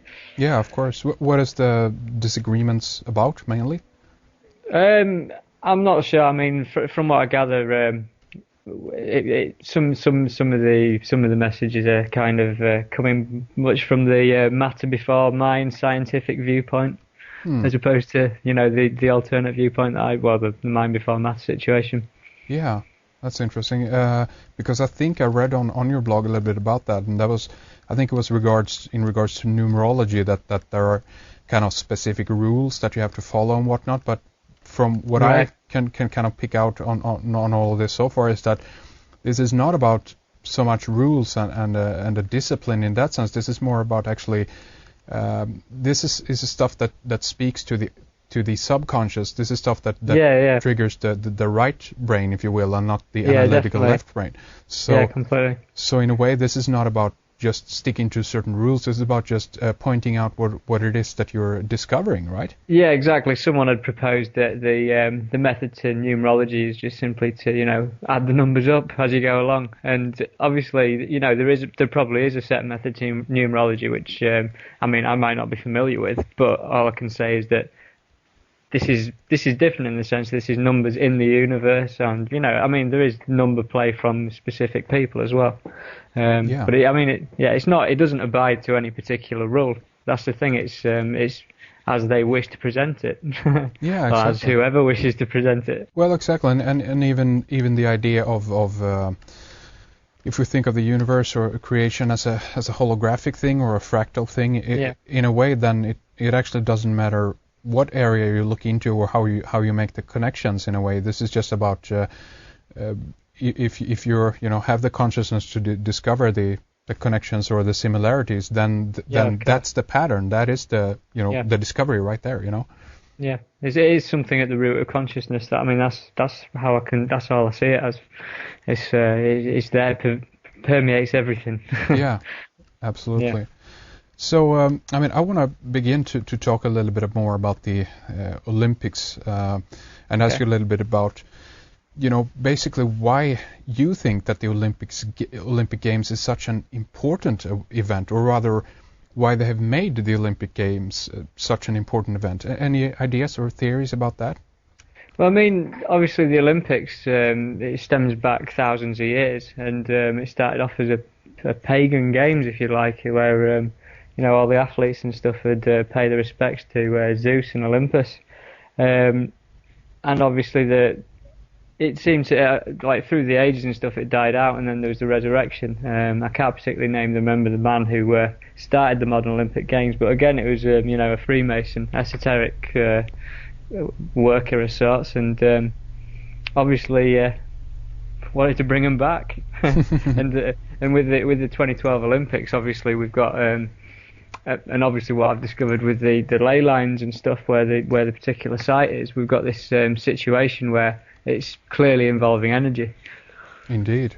And one thing here that is interesting, you mentioned the Greek background on all this, and of course there is a connection between, if we go back to the Roman world, that connects with the Grecian world, and then we can go back to the Egyptian world, or the Phoenician or Canaanite or what have you, basically there, or even the Druid or Celtic religion. But yeah, of course. One interesting article that actually picked up on this was from The Guardian back in 2006 in May, called "Greek Gods Prepare for Comeback," and the beginning of the article stated that it has taken almost 2,000 years, but those who worship the 12 gods of the ancient Greece have finally triumphed, and Athens' court has ordered that the adulation of Zeus, Hera, Hermes, Athena, and the company is to be unbanned, paving the way for a comeback of pagans on Mount Olympus. So I mean that's pretty interesting, considering what we're talking about. Yeah. It's a bit like the opening ceremony itself. I mean, I don't know if you've seen it this year, but obviously the opening ceremony involves 11 women that are all like dressed up like snake charmers as sorts, and they actually light the Olympic flame with the sun. They get a parabolic mirror and light the flame. It's all involving the sun and the stars, and as it is in a pagan religion, they're personified as gods. Ah, exactly, and that's very interesting that you mentioned that, because the origins of the Olympic flame. I mean, that's very interesting. Why that is. I mean, to a certain degree, I draw that back to the Promethean mythology of actually stealing the fire from the gods, or taking the knowledge from the gods and then utilizing that in the human world. What's your idea about the flame? Well, I think, evident from the Olympic torch relay, it's clearly some kind of ritual. If you, for instance, observe where the Olympic torch is run, for instance, in Paris, the Olympic torch took a route down the Champs-Élysées, down the energy line, straight forward towards the Louvre Pyramid. And then same situation in London. It did the torch did a visitation of all the significant sites in London associated with the obelisks in the London Eye and the Natural History Museum. And then if you, for instance, look where it's going to end up, on June the 21st, which is the summer solstice this year, the torch is going to be running through Lhasa in Tibet. There you go, yeah. So, given the commotion around the Free Tibet and the Tibetan uprisings and everything that's gone with it with China, it's quite coincidental that they should be taking the torch to Tibet on the summer solstice. That's very interesting, and exactly, they have these. I have not actually kept up with that much with what's going on over there right now, but they had this called the Saffron Revolution, I guess it was referred to, and it seems to be, at least, I don't know if you're familiar with the research of Goro Adachi over at Etemenanke, but he has kind of tracked this with the different type of revolutions that have been going on in the last few years, like the Orange Revolution, in Ukraine. I think you had the Rose Revolution in Georgia. So there's something definitely going on there in regards to different revolution and how energy, to a certain extent, is being used. Well, in the I've got my suspicions about the whole event in Burma, for instance, with the monks. The moment you see George Bush on TV speaking about democracy while they're in Iraq, basically drilling on the monks to keep with the protests and stuff. There's something very strange going on with our leaders and this connection with spiritual leaders and the spirit itself. Yeah, I mean, yeah, continue. Yeah, sorry, that's it. Okay, yeah. No, I mean, I wanted to address also the Dalai Lama a little bit, because he seems to be a very, how should we put it, eclectic character. He doesn't seem to abide by the rules of the old Dalai Lamas in a way, well, you know? He's a very suspicious chap. 'Cause first of all, he laughs like Yoda from Star Wars. But aside from that, I dug up a recent picture of him, and as I mentioned about the Tibetan flag before, obviously showing the pyramid and the sun, or the mountain as the sun, as they put it.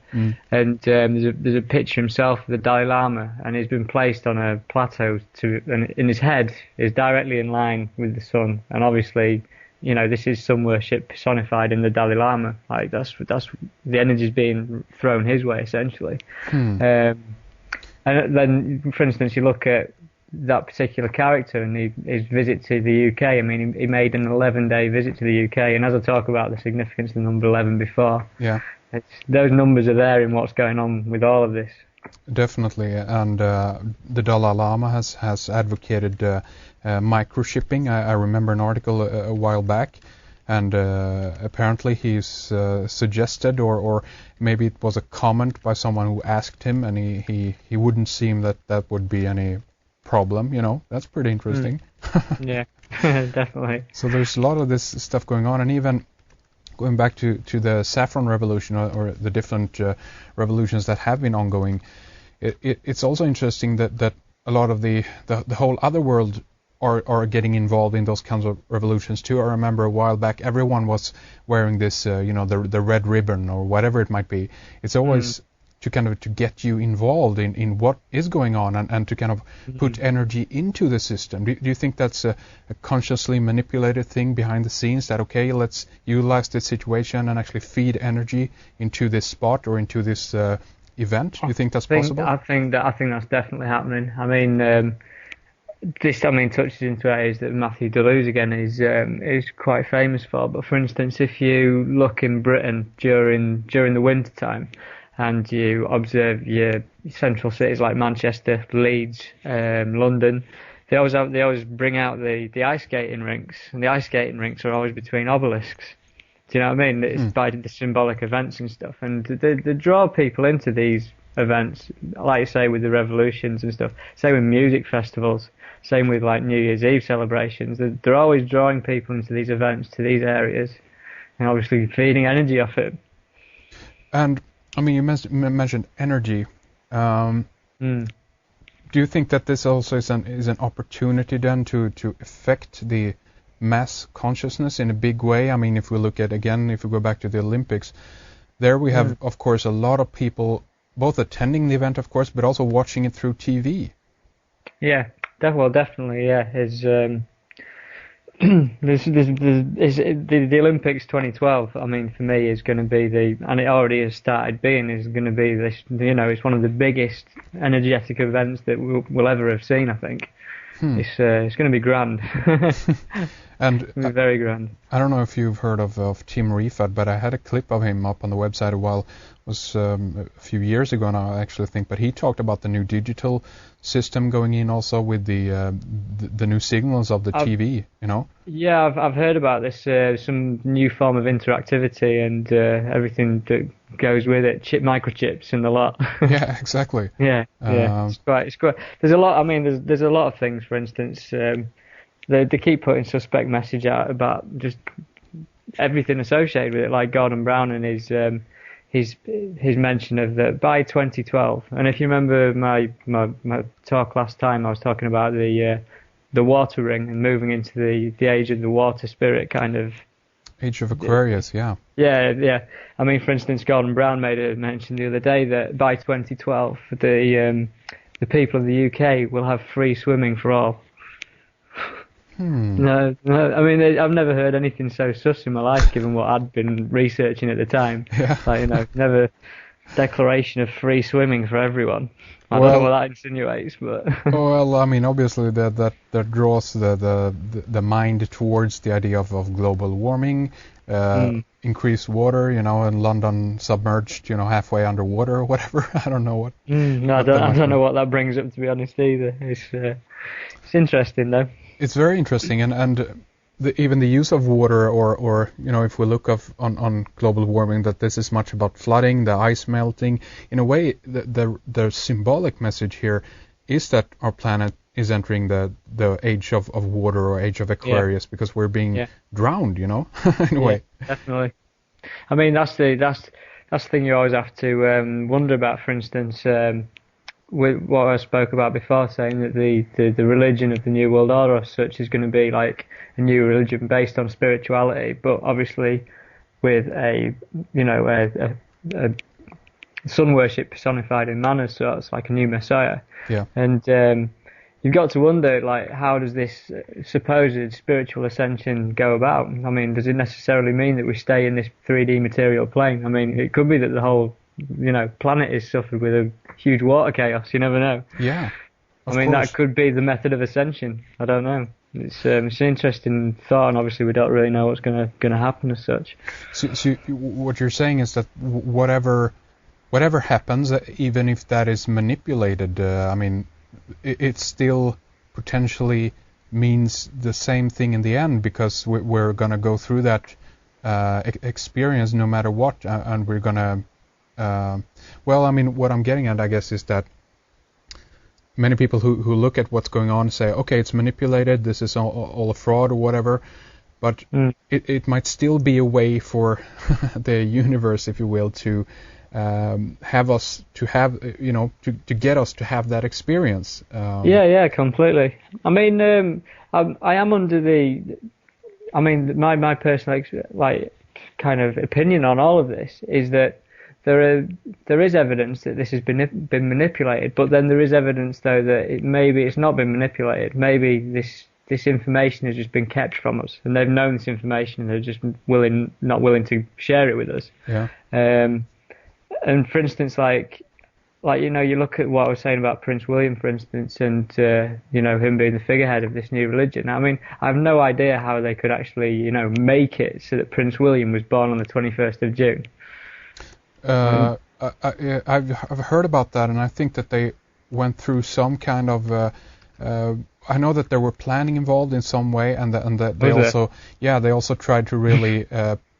I don't know the technique or even the terminology behind this in English, but I know that there was some kind of technique involved into actually delaying or postponing, depending on how far Diana was in the pregnancy.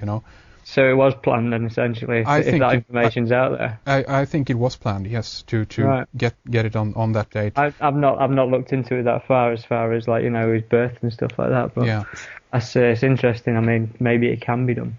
Exactly. And that could lead me on to. I mean, would you like me to tell you about my findings today? Yeah, do that, please. Go ahead. Because obviously, I'd already stated that. The 2012 Olympics is the XXX Olympiad, and it's obviously the 30th Olympiad. And Prince William's birthday is the 21st of June, and on that day in 2012 he is 30, which is essentially XXX yet again.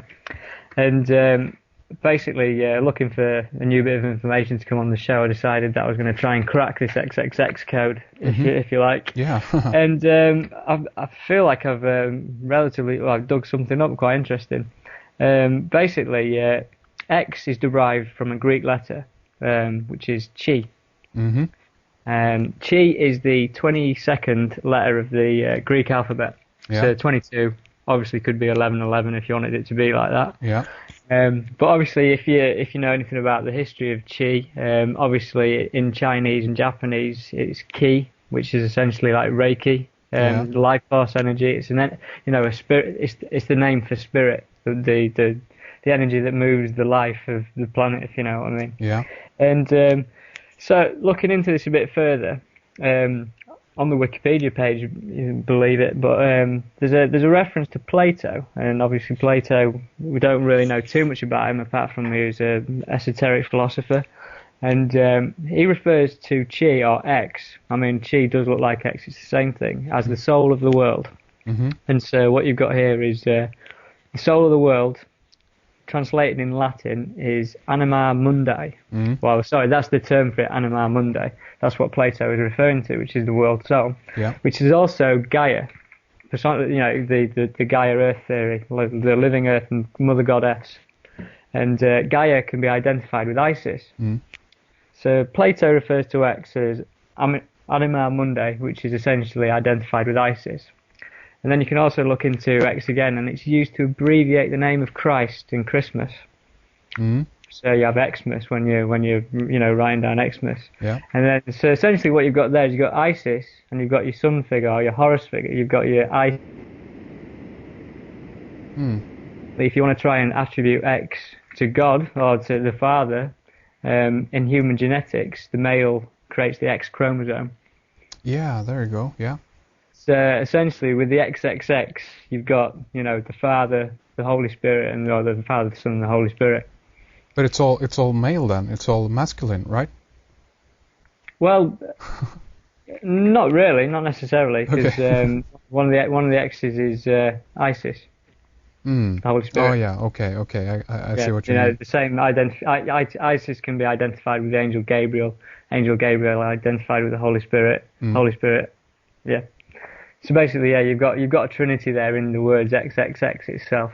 Then if you look into it even further, because obviously the Chinese equivalent of it is qi, meaning X in Chinese and stuff, but the word or the area of where the optic vision crosses over is the optic chiasm, which is obviously it got its name from the X because basically your eyesight crosses over and forms an X inside your brain.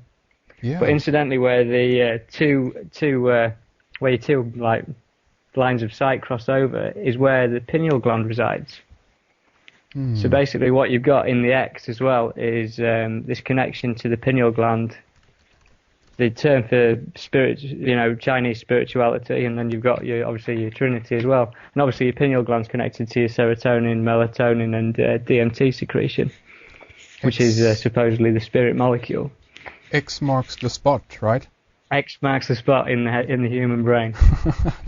Wow, that's really interesting actually, and the vision is really interesting too. Actually, that it's a reverse, and even of course if you unfold or basically X in itself is an 11, but two ones crossed over, Yeah. I mean, it's new research that for me today, so that's why I've struggled a bit in getting it across. But for instance, if you look at what people stereotypically do on a greetings card or a birthday card, they put 3 crosses at the bottom.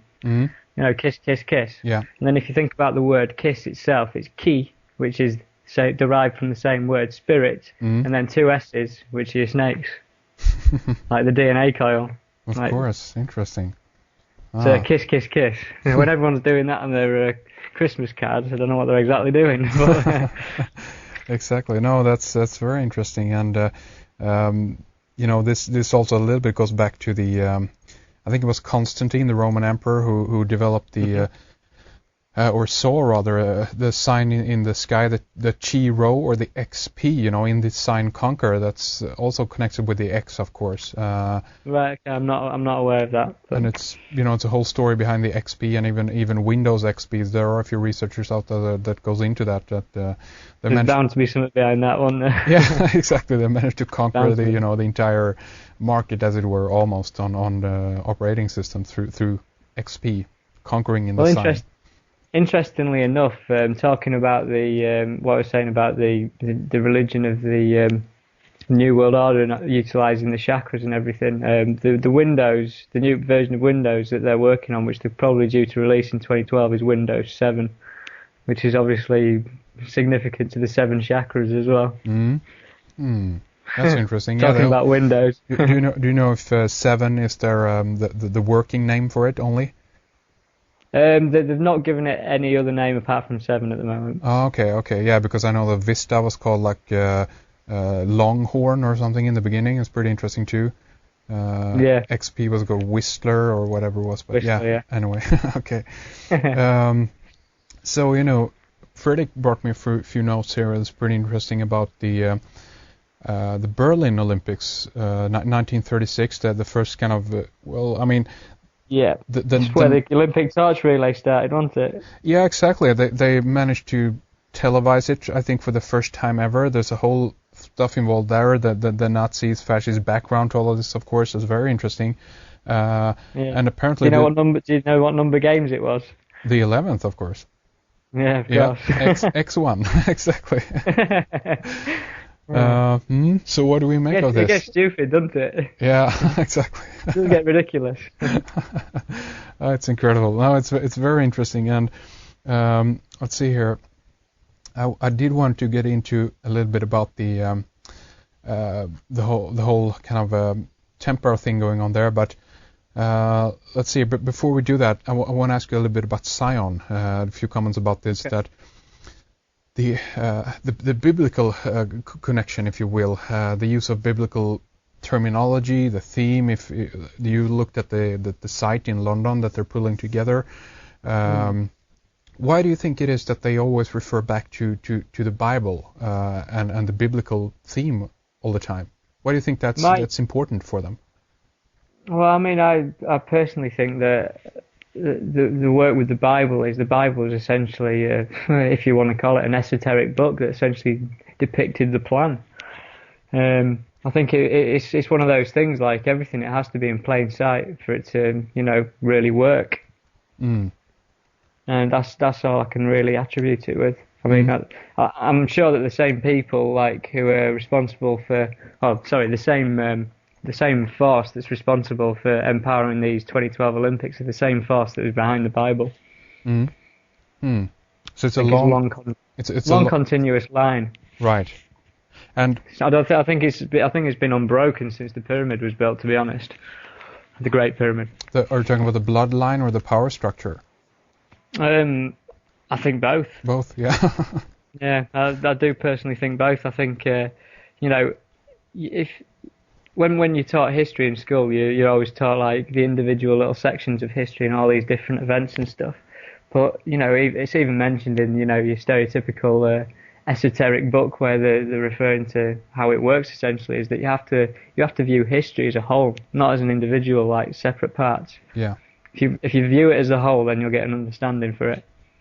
Indeed, I totally agree. And I mean, continuing on that line, I just want to make a few comments regarding the whole Templar bloodline thing. We got into that a little bit, of course, in regards to that the when they potentially are producing or presenting this new Trinity, the new Holy Trinity with Prince William at the top, or King William, that they're also at the same time potentially are going to lay out this idea that the Windsors or this family line is the family line of Jesus. Then we get into the whole bloodline Templar story here.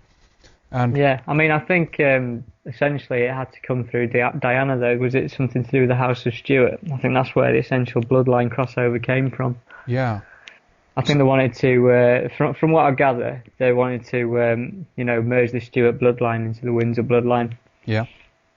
And with that merging, they get this. I mean, and again, you mentioned this the last time we talked that in many cases it's common throughout history also to merge different dynasties in order to, in some cases, gain bigger empires. I mean, Ralph Ellis has talked about this, and one example we can talk about as a comparison to, let's say, Diana and Charleston would be actually like Cleopatra and Julius Caesar, one coming from the Egyptian dynasty and one from the Roman Empire. But when these two get together, the empire expands, it's become bigger, and it's accepted by both sides as well, So it's a means to propel forth a new world order, basically, in that idea, or a one world order, Consumes everything.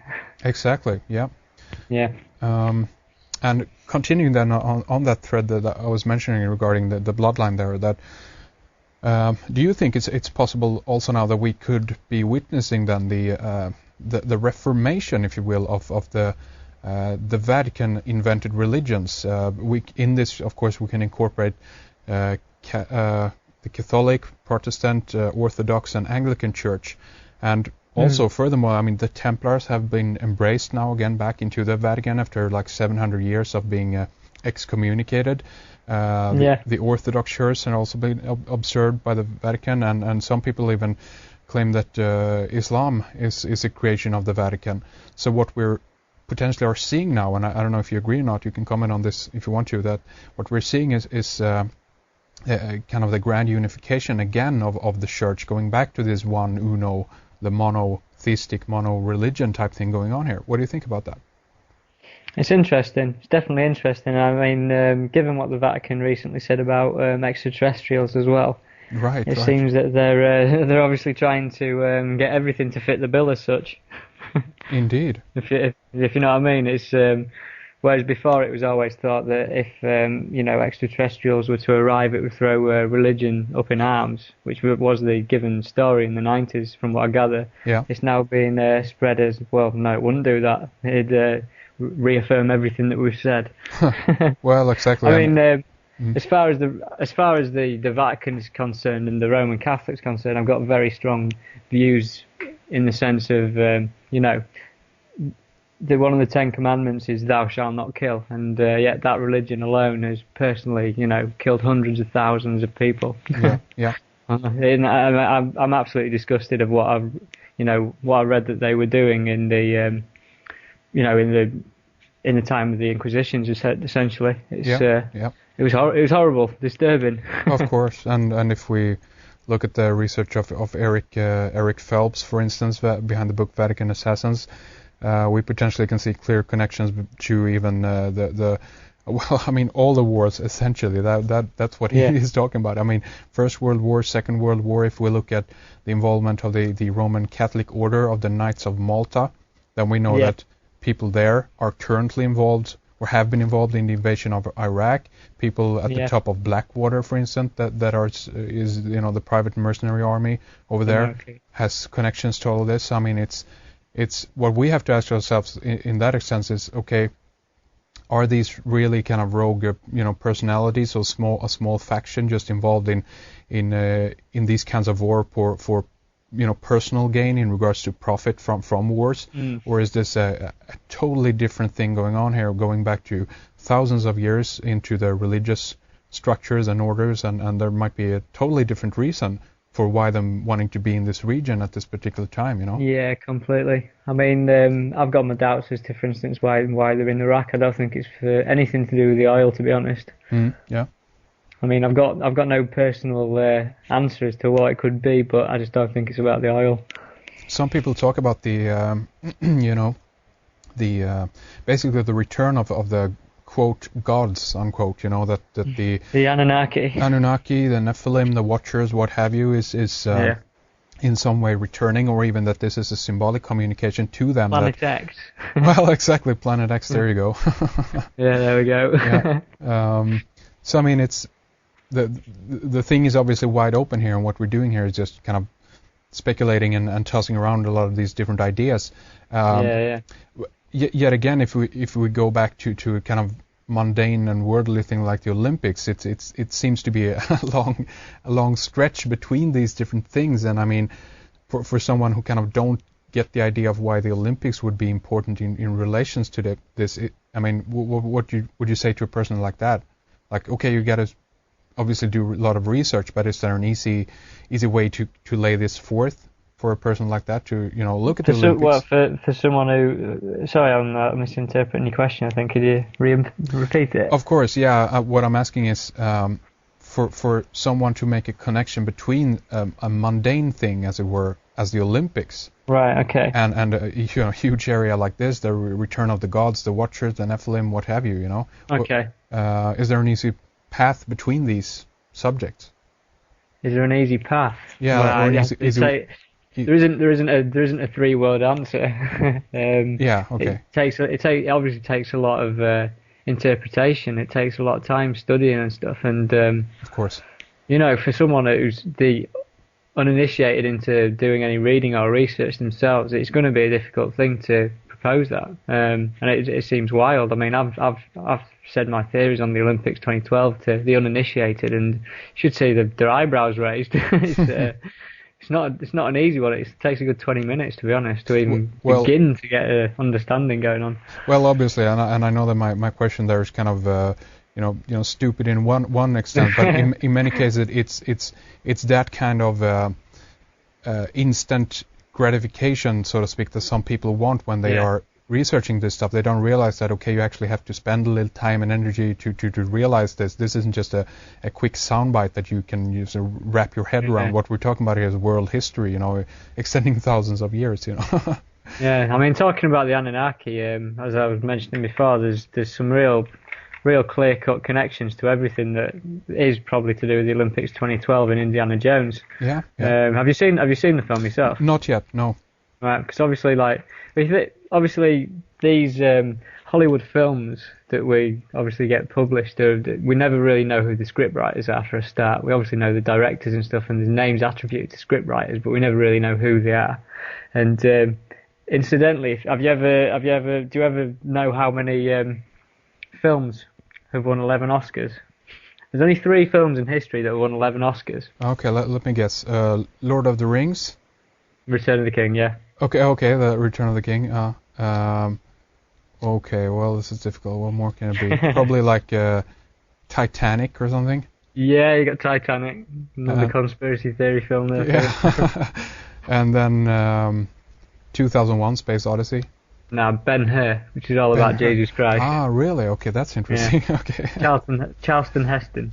But basically, yeah, it's obviously coincidental. Is it coincidental that there are only 3 films with 11 Oscars, which make 33, obviously? Yeah, of course. Huh. And then, I mean, when it comes to Indiana Jones, as I was saying, I was in London about 2 months ago, and there's 3 buses that were 3 red buses that were advertising films that were going around, and this 2012 stuff is starting to permeate everything, because of all the films that could have been on these buses, there was only 3 of them. One of them was Indiana Jones, which is released on May the 22nd, which was 11/11. The other one was I Am Legend, which was set in 2012. If you remember that film. Well, yeah, of course. Yeah, was it really set in 2012? Yeah, it's set in 2012. Oh shit, I missed that totally. Yeah. That's very interesting. Okay, yeah. And then the third film was The Eye. Right, so basically, while I was in London, there's only 3 films advertised on these red buses, and it was those 3 films. Yeah. So obviously it's very sus. And I was over at the Bank of England, taking a good look at the coiled snakes on the door. Yeah. And basically there's an underpass, and I started seeing it as soon as I went through all these other underpasses. But basically there's these video screens, and they all had Indiana Jones on them. But incidentally, basically at the end of each of these scenes, these video screens, rather than just like doing a scene swipe, the scene was cleared by the Mayan Aztec solar discs rolling across the screen. Really? So basically all around the London Underground and all these screens was the Mayan calendar rolling around. But no public admittance that this is the Mayan calendar or anything. Of course. But incidentally as well, all of these screens are newly put in place screens, and they all had the CBS logo on them, which is of course an eye. Yeah. So basically you had this weird thing going on in London when I went down, which obviously got me thinking about Indiana Jones, because I was adamant that there's going to be so much messagery in that film, so many messages in that film, because of the amount of publicity that's been getting. Of course. And I mean, just a few things I've got them jotted down here, which I'm eventually going to be writing a big post about, because I think it warrants one, just like The Fifth Element. Yeah. But basically, there's 2 scenes in the film where you'll see the Mayan calendar. It's not put on show, or it's not mentioned or anything. But there's a scene where Indiana is seen rocking on the Mayan calendar in one of these booby trap areas, and at the end of the film, he's stood on it where there's 9 aliens all in a circle. But basically, if you start looking at this film and the messages in it, for instance, there's a scene where Indiana Jones is on the search for the crystal skull, the alien crystal skull, and it turns out that the crystal skull is with a man called Orion, right? And so Orion sounds quite similar to Orion. No. Yeah. But incidentally, Orion has six men with him. Basically, these are the guardians of the crystal skull. Yeah. And obviously, 6 men plus Orion makes 7, and the 7 stars in Orion's belt. 7 stars in the constellation of Orion. There you go. And incidentally, the guardian of the skull, Orion, when Indiana pulls him forward, is what looks like a human being, but he's got a third eye in the middle of his forehead. So obviously there's something symbolic going on there. But incidentally, you look into it further, and you'll realise that the whole film is essentially the journey of the Trinity. And basically, the characters you've got Indiana Jones, and if you think my hypotheses of Diana being Isis, you've got Indiana. There you go. Right? Yeah. Which is essentially the Holy Ghost. Is the Holy Ghost? Like the angel Gabriel touches the woman or whatever. Yeah. And Indiana's partner, who he makes his son with, is Mary Williams. So you've got the name Mary for the mother. Right, and then the other person riding with him is this is the guy who goes crazy, because he's got the crystal skull for a certain amount of time. But he's a chap called Ox from England, and funnily enough, Isis was always accompanied by an ox. Right, yeah. But then the actual Indiana and Mary's son is called Williams. There we go. Isn't that nice? So basically, in this film, you've got this. There's four of them, but it's a trinity because Indiana himself represents the Holy Spirit, or the Holy Ghost, if you want to call it that, and he's the one who impregnates Mary Williams. But I mean, it gets even weirder in the sense of there's a scene where Indiana Jones falls into the mud, for instance, and Williams, the son, chucks a serpent rope to him. It's a live snake, but uses it as a serpent rope, and obviously the serpent rope is in Mayan prophecies. Oh, of course, yeah. Yeah, so you've got this thing going all the way through it, and basically there's a scene where, at the start of the film, where they're on the search, these communists and Indiana are on the search for an alien in a box, and they find this box, and on the box is an X. It's obviously referencing Planet X. It's crazy. It's absolutely crazy, that film. It's got so much like symbolism in it. It's unbelievable. Yeah. And obviously, if you look into Indiana as a state as well in America, you'll find that Indiana has the Olympic flame as its logo, as its flag, with stars going around it. It gets weird as well. I discovered something about Audi cars the other day. For instance, if you think about Audi and they've got the four rings, like the Olympic rings. Of course, yeah. Yeah, and obviously Audi, au is with in French, so Audi is with die. And it's as far as it's like, this the four rings is in the fourth circle. We're with die. You could read it like that. You don't have to. Of course, yeah. Audi, yeah, that's very interesting. It permeates everything. Very interesting. And I want to just go back a little bit to the just because there are a few very interesting connections along the line here, because you mentioned that Ben-Hur got 11 Oscars, right? Yeah. Charlton Heston is involved in that one, and what is the the previous version of I Am Legend? That's the Omega Man. Have you seen that? I've not seen that. I'm not aware of that film now. Take a look at that. That's Charlton Heston in there, and especially Omega point. Yeah, of course, and Omega, of course, that goes back to time or Chronos or even Saturn or the Lord. Omega, the Time Lord. But anyway. Look at some of the symbolism in regards to enlightenment that this man represents there, in regards to that he is the man from the light, and everyone else, the profane, the unenlightened are darkened, they can only go out at night, etc. As a very ancient theme running throughout the movie, but especially at the end. And look at the importance of when he lies in this pool of water at the cross with his arms stretched out, and the one thing that saves the rest of the civilization is this man's blood. I mean, it's incredible. The Christ symbolism in some of those movies with Charlton Heston even are incredible. There's another one, The Man from Khartoum or something, that constantly refer to Charlton Heston as the Christ in that movie, basically. Well, yeah, I mean, it's interesting because talking about films, it's obvious that a particular role one person will play is continued in other roles down the line.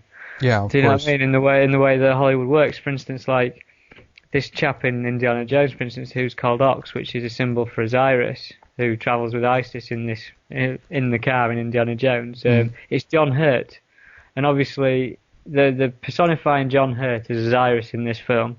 And yet, if you think back in time to the very first Alien film, it was John Hurt who gave birth to the alien, if you want to call it that. That's right. You know what I mean? It's and obviously the connections with Orion and stuff. It's all pretty, it's all tangled. Of course, in John Hurt, he was the man subjected to all the terror in 1984. 1984, yeah, definitely. And after that film, of course, he pops up as I guess we could call it the mind control or brain control, or you're one who turned over to the other side in V for Vendetta as the dark, lord of that political party there, Yeah, definitely. So it's very interesting, and Jay Coetzee obviously has gone into a lot of this, what he calls composite characters, and there's a whole story there that he's brought out some very interesting connections in regards to how some of these actors are indeed involved in the roles that they're playing, So. Yeah, I mean, it's strange. I mean, like, for instance, you can. This is the nature of the work I do. Basically, I'm essentially an internet researcher who makes the connections, and I go looking for them essentially. Yeah. And when it comes to, for instance, the whole idea of Project Bluebeam. Yeah, of course. Released by Serge Monast. They make a mention to the idea that holographic technology is going to be used as part of projecting imagery onto the upper ionosphere of the planet of sorts, or into the sky. Just for those who don't know, give us a small caption of Project Blue Book for those who don't know. Project Bluebeam. It was it's essentially a Bluebeam. It was Bluebeam. Sorry, yeah. It was research that was released by Serge Monast in the 1990s. Incidentally, a few weeks after he released the information, he died mysteriously of a heart attack. But basically, Project Bluebeam is essentially the idea that there was going to hoax something on the size of a biblical second coming, and it'll start off with an engineered financial crash.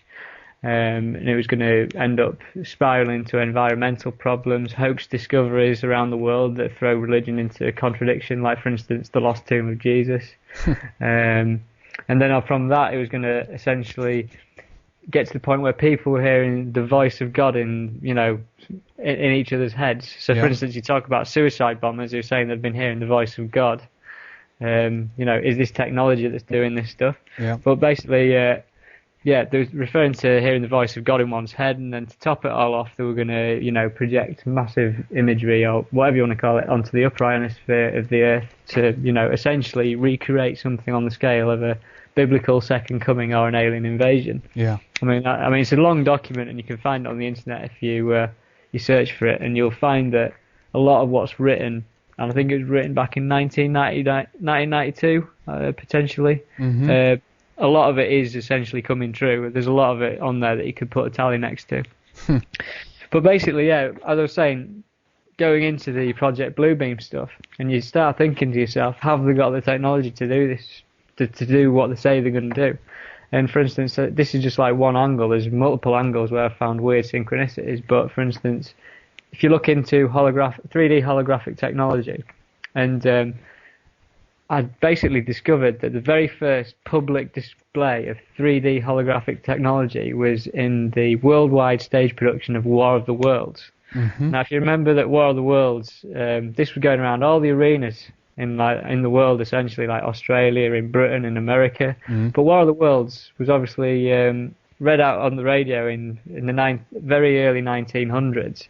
And the population of England believed that an alien invasion was actually taking place when it wasn't. Yeah. So it's basically, a false flag alien invasion, if you want to call it that, when it was read over the radio. Mm. But basically, I started looking into, for instance, who were they actually, turning into a hologram during this War of the Worlds stage show. And basically, this, the very first public demonstration of 3D holographic technology in the War of the Worlds, and they were using the actor Richard Burton to do this. And I don't know if you know about Richard Burton, but Richard Burton was also one of the main characters in the film 1984. Really? No. So do you know what I mean? You can draw this lineage from the very first use of public holographic technology to the film 1984 and to War of the Worlds. Sorry to interrupt. I just got to mention also that because we were talking about Cleopatra and Caesar before, and Richard Burton actually plays the role of Marcus Antonius or Mark Antony in Cleopatra, the movie. But anyway. Right. Interesting. Yeah, very interesting. Yeah.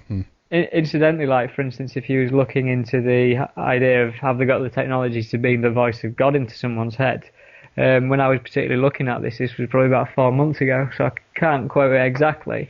But there's an article appeared on the Guardian website, and it was in the Guardian newspaper as well, and it was referring to this advertising campaign that had started in New York City. Yep. And what was happening, people were walking down the street, and then they was hearing this voice in their head that said something like, "This isn't your imagination, this is real."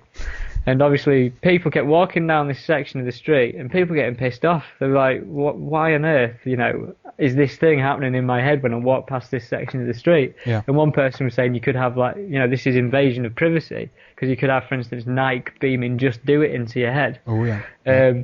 So what it turned out anyhow was that above on a billboard there was an advertisement for a TV show called Paranormal State, and behind it was a little black box that was shooting ultrasonics down to the ground. So when people were walking through this trigger area, they was having beams using ultrasonics into their head, this message. And I mean, incidentally, if you think about deaf kids, for instance, deaf children can go and swim with dolphins and they can hear them because the dolphins use ultrasonics. So this technology essentially probably could, allow deaf people to hear, because it's using ultrasonics like the dolphins. Yeah. But aside from that, I was looking into the company who did this advertising campaign on the Guardian website, and the company who did it was a company called Blue Blast Media. Right, so you've got Project Bluebeam, and then you've got this advertising company called Blue Blast Media. Yeah. Does that not sound very similar? Oh, of course. So I went and did a hunt on the internet as to Blue Blast Media, and you'd expect if it was a big advertising company that they would have this, fantastic website with this fantastic new technology they've got, and all they've got is one big logo. Almost like the company doesn't exist. Yeah, it's a front company or whatever. Yeah. Sending up signals. I've got to make a post about that as well. As I say, I've never got the time to pull this stuff together, but I do my best. Well, you're doing a great job here, and I also, of course, want to mention the obvious connection that the use of blue, or why they use the blue, blue color. I mean, this goes back to we could look at the blue in the flag of Israel. We can look at which connect with Zion, but more prominently, we can look at the Blue Lodge within Freemasonry, which this is very prominent within that. So the blue ring in the Olympics, the blue Olympic mascot, the water again, and all of that. Yeah, everywhere you go, you'll find the blue. We're going to take a break right here and continue talking more with Rik Clay in our members section. Don't forget to check out his blog, thecosmicmind.blogspot.com. Many more articles up there for you to dive into. We're going to continue talking more about Project Bluebeam, the potential fake alien invasion, and also how new weaponry and methods of advertisement literally can put voices in your head. We'll discuss the global coverage of the Wi-Fi system, the cell phone, and the Tetra masts that are going up everywhere. And more importantly, we'll also discuss the different levels of reality and much more in the member section.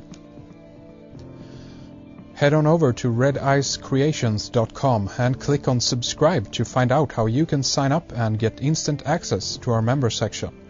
I also want to mention that our new forum is now up and running. rediceforum.com will get you there. And remember that if you're a member and want to join the forum, log into the member section and click on Red Ice Forum at the top to sign up for an account. Thank you very much for listening, and to producer Fredrik Palmgren will return with more Rik Clay after this break. But to round up this segment, here is a tune called System by the old band that Rik was in, called FULC. This is Henrik Palmgren. Take care. Talk more after this break. The system is changing around me. It's tired inside. Needs a room to breathe. Do what you want, do what you need. I'll give it back. It's all the same to me. I'm not waiting. System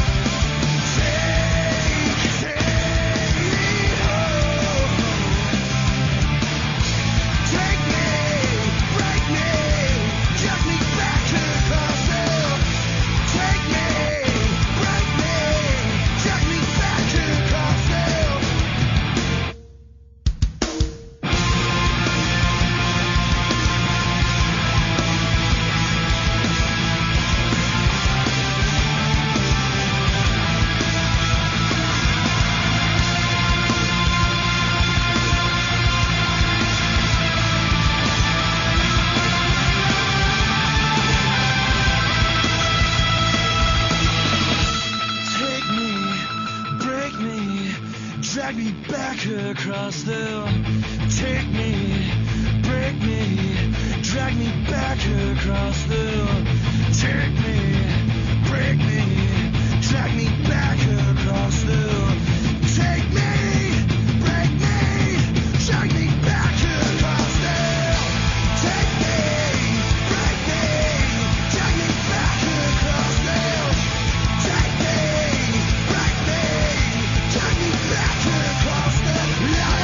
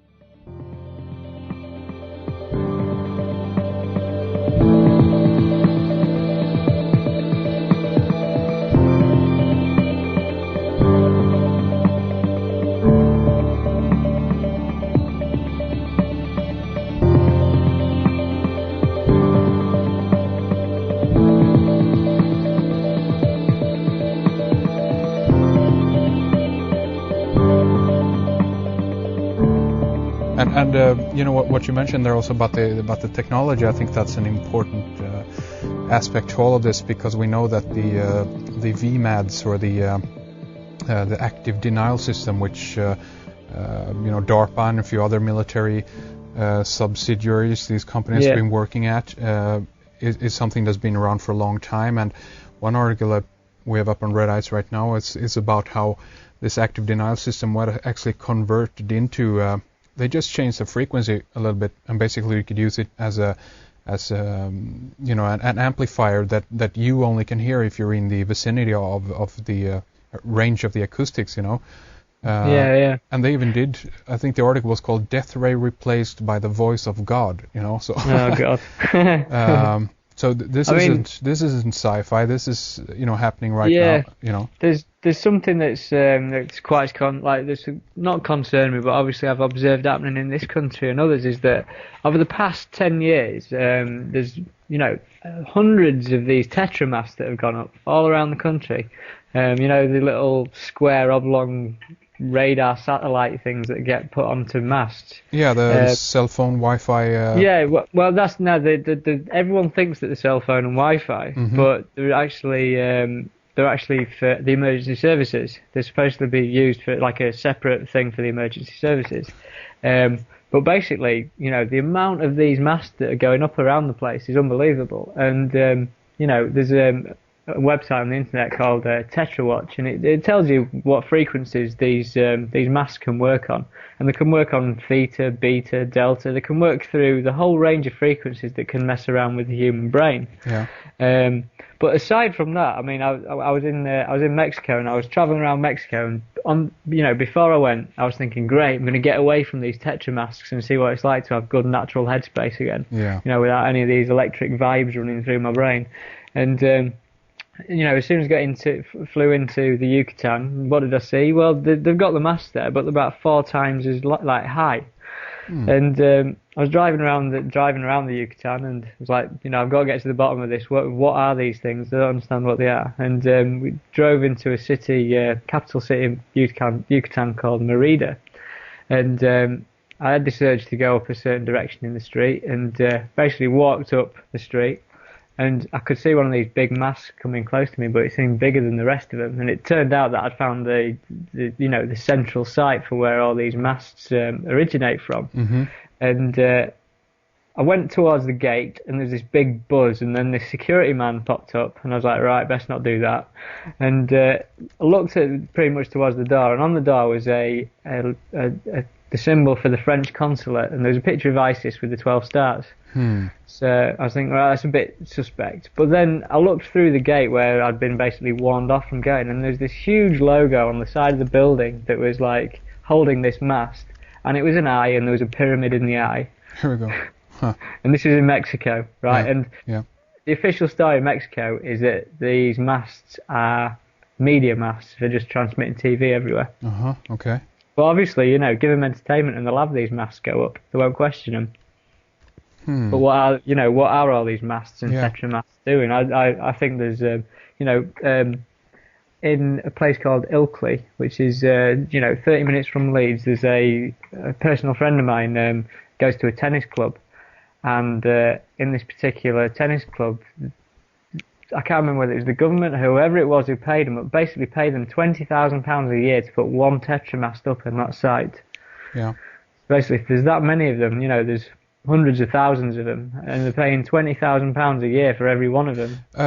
We had a guy called Walter Graham on the program, and I highly recommend that in regards to just the overall, danger and what potentially is going on with the whole Wi-Fi, cell phone, DECT phone, everything cordless, basically.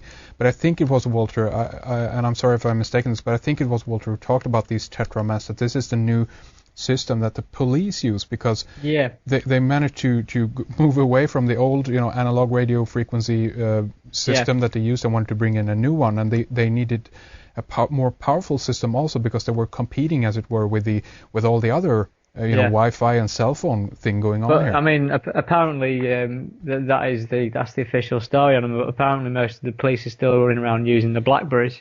Okay. Which is obviously insinuating that they're not really using the system that they've got set up. Really, that's interesting. So it might be.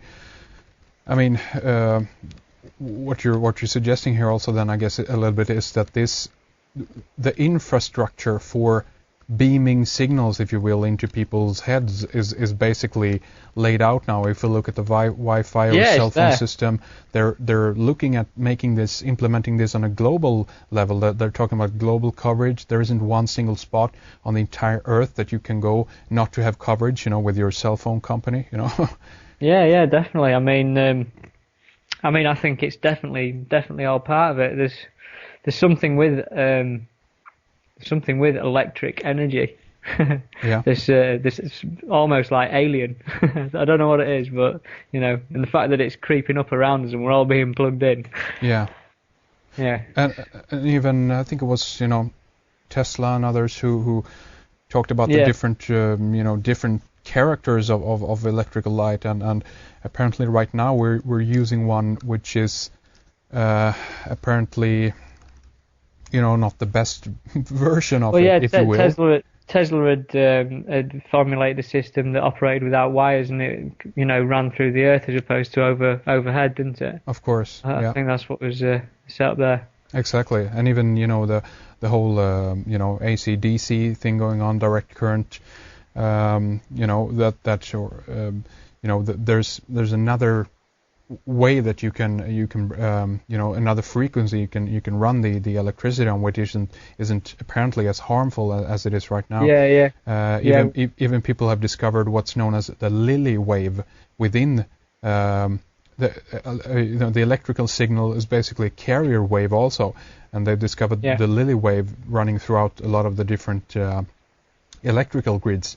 And there's a whole story behind that. We don't have time to get into all of that, but do a Google search also, curious on the Lily wave, and read up on that, because that's fascinating. So. Okay.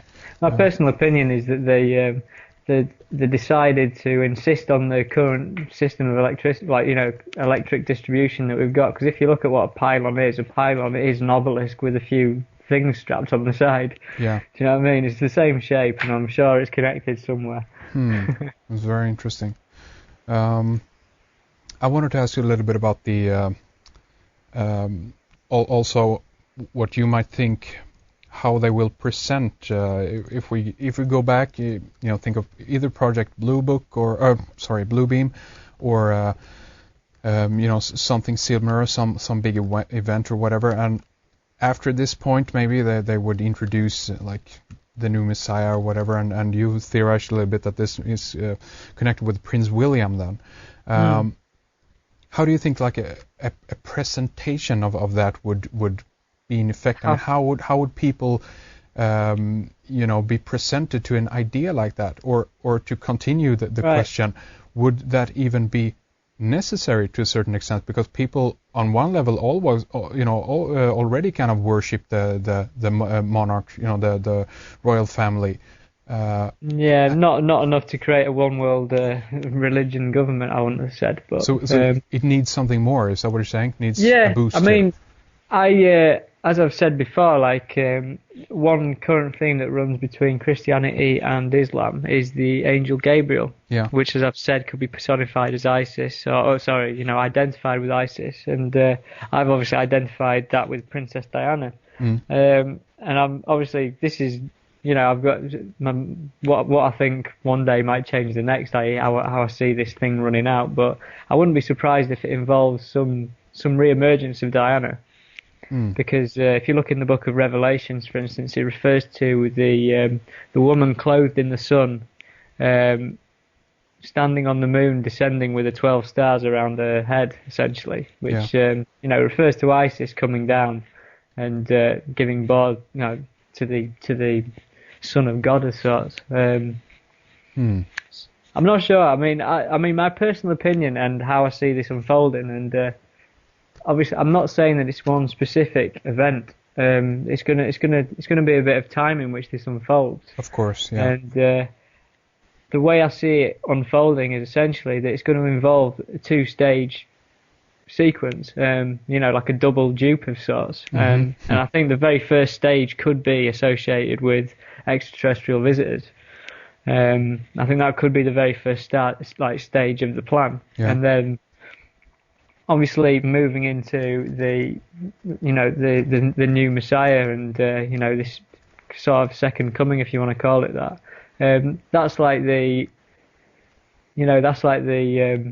one to clinch it. You'll have the aliens come down, and then you've got the second stage, and that'll clinch it, and everyone will go with that, not thinking that it's potentially all a big hoax.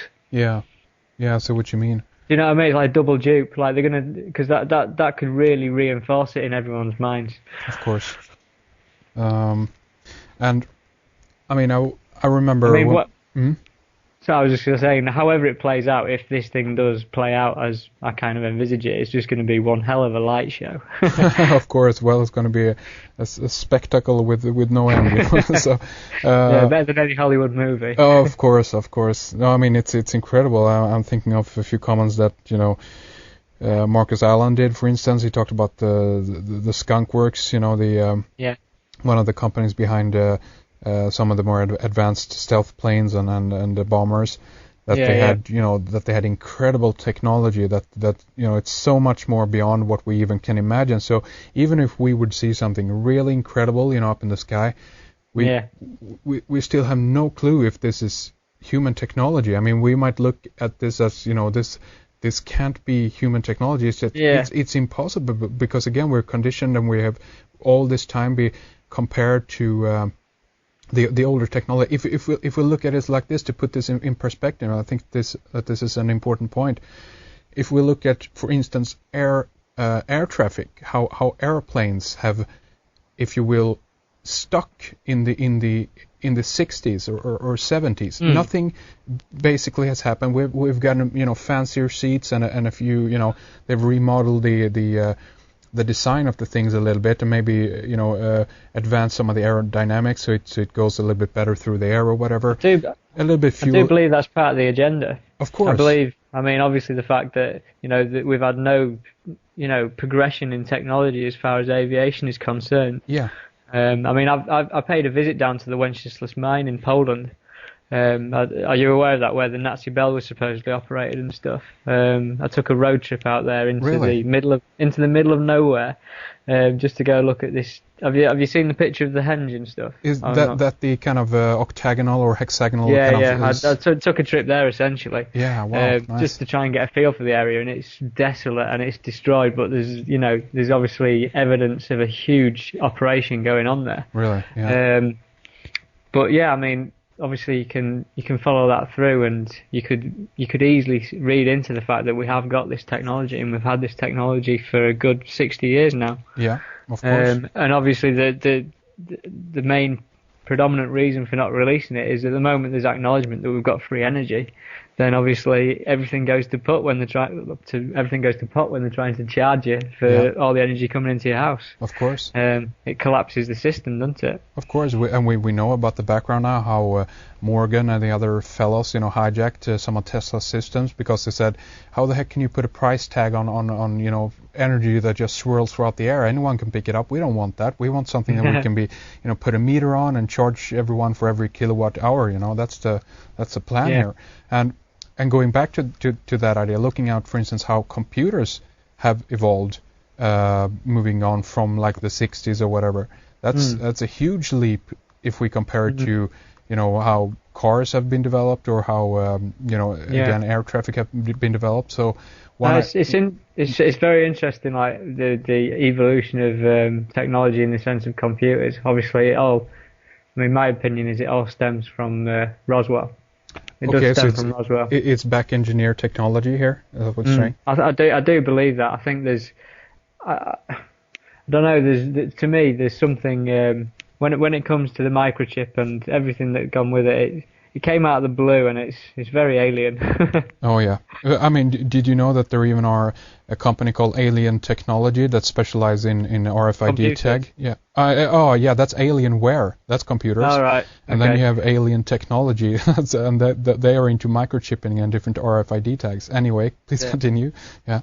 It's obviously there's when it comes to researching what the Nazis were into and stuff, when they were researching free energy and stuff like that. I mean, obviously there's loads of references to Hitler and theosophy and everything that goes with it.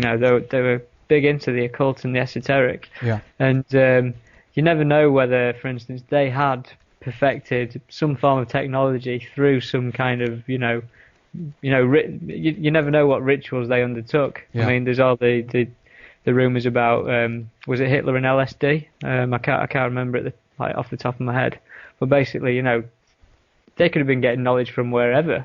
Of course, yeah. Do you know what I mean? It's but then when you specifically go back to the Roswell incident and you look at was it AT&T who released the first microchip about 5 years later? Probably can't remember off the top of my head. That basically sounds logical, yeah. Yeah, it emerged from the same area of America, obviously, they'd all connected with that kind of event. I don't know. Obviously, it's jogging my memory, this, but... Well, exactly, and so what we're potentially looking at here, if we pull this recent little thing that we discussed here together, this might be, okay, they've decided to advance technology in certain areas like the computer and said, okay, we gotta do something, we gotta give them the illusion of progress in some areas, because otherwise there will be too much protest or whatever. But in certain areas, let's hold it back, let's try to earn more money on the oil industry, the cars, definitely, all of that stuff, and then but consequently also how they potentially could utilize that in the end is that if they've been working on this, if you will, alien technology, then with full blown out flying discs, or even frequency oriented energy vessels, who know what the heck they have at this point. But if they've been developing this for all this time within all the black ops that exists, and finally kind of roll out this as a big put on a big show for us, and say and claiming that this is alien, this is not human. I think that it could be easily done. Very easily actually. We would very much be drawn into all of that, because it would be so foreign and so weird, and kind of we will look upon this as magic, and even if we want to be get more advanced here, this might even actually jog some genetic memory, or potentially some kind of thing that is lodged within the subconscious of the human species in regards to that we might actually have been visited in the ancient paths and that might have had a big impact, on humans back then, and we kind of carry this still within us. So in one way we're kind of awaiting or waiting for the return of these gods, Yeah, of course. So I mean, it's there in the films, like the chap who's releasing the movie 2012, Roland Emmerich. Yeah. His previous film, obviously his first two films were Stargate and Independence Day, and then his previous film, his most recent film, was 10,000 BC. Yeah. And obviously, incidentally, most people watch that film and says, does this guy know his dates? Because basically he'd put down the building of the pyramids to 10,000 BC. Yeah. And everyone's saying, well, that's completely out of the blue, But obviously this guy has been reading Graham Hancock books. Of course. Do you know what I mean? Yeah. And this was going out to the masses that in 10,000 BC the pyramids were being built by a ruthless god who looked like us. Of course. Well, exactly. Well, most people don't realise that they're looking at actually, stuff that's backed by true research, like Sitchin and stuff. Of course, yeah. So, and obviously then, what happens is that people begin to potentially also question everything, which obviously is good. There's nothing wrong with that. There are many people out there who definitely are questioning Sitchin. Why he had his office in was it Rockefeller Center, whatever it was. Why he's was he funded by them? Well, exactly. Was that the case? What's going on here? It's the same everywhere. I've got a book here, for instance, called The Gnostic Gospels by Elaine Pagels, and it's that was funded by the Rockefeller Foundation. It makes you wonder, doesn't it? They're funding these things. Of course, and this is what is important. You have to look at all the pieces of the puzzle, and even if it moves you into an area that is unpleasant or what have you. I mean that's good. I mean, look at it and take it for what it is and make up your own mind. That's the bottom line here. Yeah, completely. So exactly, because many people have even questioned the validity of the Mayan calendar. I mean, could even that be a Pluton, if you will? I've had some deliberations on this myself, because obviously the Aztec sun disk was discovered in 1790. I think it was 1790. It's in the 1790s, and obviously, given that the Great Seal on the dollar bill was 1776. What I was talking about with Schweppes before was 1783. It was in the period of the Enlightenment. It was at a time when there was revealing a lot, as far as this progress was concerned. But I mean, the funniest thing I found was that basically the Aztec solar disk. They said that we'd lost it. We found it in 1790. It was buried under a Catholic church. There we go. Which was the obviously the main cathedral of New Mexico City. Huh. And it was underneath that. And okay. And I find that.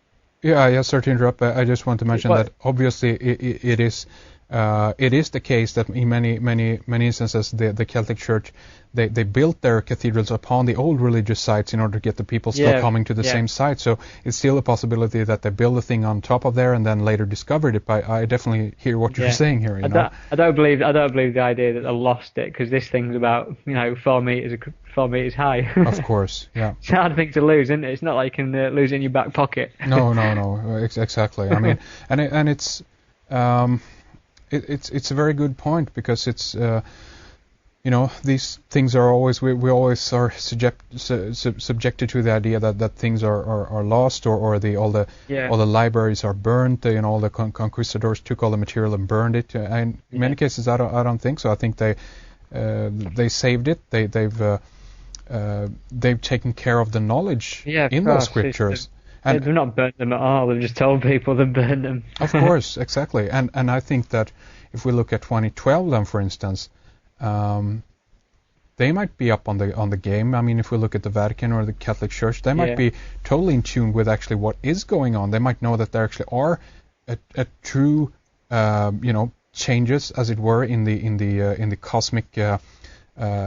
Properties of this particular time, and things are going to happen. But obviously, they want to utilize that energy. They want to be on top of that. They want to use it themselves. Of course, they want to continue their agenda and just contain the same power structure. So that even though that some of these things within all of this might be disinformation, it might be, a put on, it might be exaggerations, what have you, but it still doesn't mean that everything is fake. There still might be a very core issue here might be, very true. Well, for me, I have deliberated about the Mayans and the prophecies and stuff, and I've got a book here that's got the prophecies as translated direct, and in the actual prophecies they warn of the coming of Christianity and everything that goes with it, and you have to remember that obviously the Mayans, the Aztecs, the Incas, and everything that's gone with them in South America and Central America, they're all indigenous.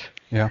Which is a completely different thing to Egypt, because Egypt were your star worshippers, whereas Maya was all about worshipping the earth, and it involved the ritual use of hallucinogenics and ayahuasca and all that goes with it, and obviously, it's a different source of knowledge for me, and that's how I perceive it, and that's why I've still got faith in essentially what the Mayans talked of.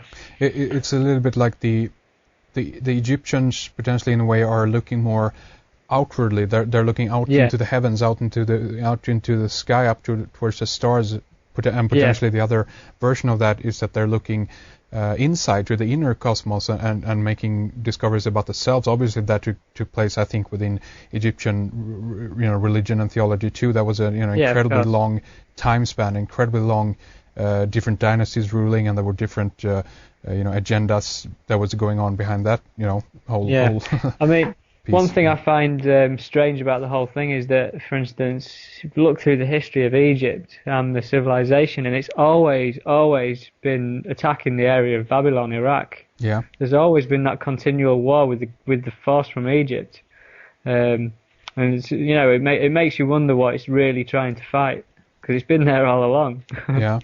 I mean, so the center, the capital of it was where civilization started, was there in the Middle East.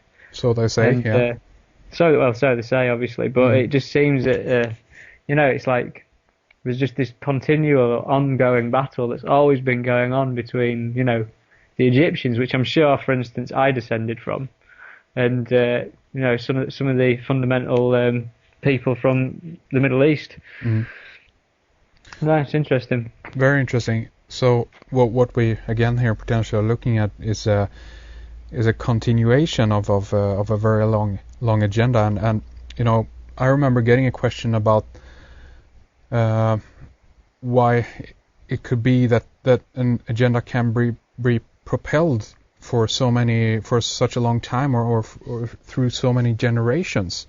If we look at the fact that they might have been doing this for 6,000 years, maybe even more, and people can't get their head around why would someone who can't see the end of their of that achievement be propelling that along. There's different theories and ideas behind that. We might not even necessarily go into that this is other entities or aliens involved here, but we could go there. Do you have? Well, you could go there easily, yeah. Of course. Do you have any theories about this? To be honest, I'm not at the stage where I'm prepared to even really contemplate that, because I don't think anyone truly understands that. Until we see an event that obviously involves aliens, I'm not going to jump the gun and actually say, well, it's obviously something alien. Yeah. You never know whether it's just the balance of life, do you? I talked to David Wilcock the other day, and we talked a little bit about genetics, and right. Throughout the idea that these guys potentially are aware that if you keep the genetic structure, if you will, of a certain family, chances are that you actually will reincarnate back into that same family line, because your soul, as it were, is actually connected to a certain genetic structure, meaning that that's interesting. If a certain genetic structure actually pops up, then your soul is actually going to be attracted to that point, and you are going to incarnate right there. And that as far as sorry, no. I was just saying, as far as aliens and extraterrestrials are concerned, I'm more inclined to come from the angle of something that's extra dimensional. Yeah. I.e., something that's working in a different wavelength. Because, for instance, like if you, if you just like, for instance, look at the DNA, for instance, there's a lot of research gone into the DNA and the junk DNA, and it contains human linguistic patterns. Indeed. And when you're looking at all that, and I don't know, it just ever occurs to me that this is something extra dimensional rather than out there into the universe.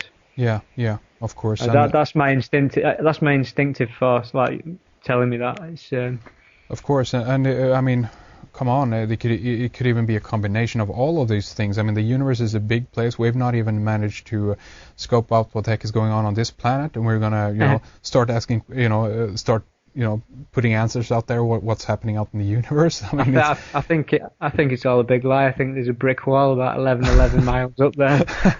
When you come to the end of it. So this this is a petri dish then, planet Earth. Pretty much, yeah. It's one of those little air bubbles in a cup of coffee or something. Well, I mean, and that doesn't make it less important or less interesting, of course. maybe more so. I wanted to make a few more comments. Fredrik dropped me a note here earlier about if we go back, actually again to the 1936 and the Nazi Olympics and connect that with a movie. In Contact. I don't know if you've seen the movie. I've seen it, and I've been meaning to watch that again recently because I've figured that there's probably messages in there I should be picking up. It's very interesting. Obviously, Carl Sagan behind the book Contact, and I think he was involved in the movie script as well there. But anyway, there is one scene there at the beginning when they first initially make the contact, and I think that they are using the first televised signal from one of the Nazi rallies. Now, it might even have been during the Olympics when Hitler makes one of his speeches. And that's strange, isn't it? They have exactly that the aliens are sending out, So there's definitely could be something to that, just the contact theme, and it might also be a hint. It gives us a hint that the Nazis actually made some kind of contact. They actually made some. They peered through another dimension. They got in contact with someone, and that later actually might have spawned or initiated the what happened in Roswell, because we know that the paperclip scientists like von Braun and all these other people went over there at the White Sands laboratories and continued their research on the rockets. Yeah, no, it's interesting that. I mean, I'm inclined to view that obviously everything that the Hitler and the Nazis did was all part of this. It's obviously part of this same thing. It's a continuation of it all the way through. Yeah. But obviously that's when it was really heating up with the whole, theosophy and everything that was going with it, and occult symbolism everywhere you look. Yeah, of course. Definitely all coming out then, wasn't it? Oh, obviously. I also want to talk a little bit about another guy, and to kind of just dovetail this with what you've been talking about with the introduction of a new Messiah, and this was regarding a program with a guy called William F. Mann. He's a Canadian Knights Templar within the Freemasonic branch of that, and we talked, a little bit about this story of the bloodlines, what they are doing right now in regards to genetic research, and that they actually are looking for.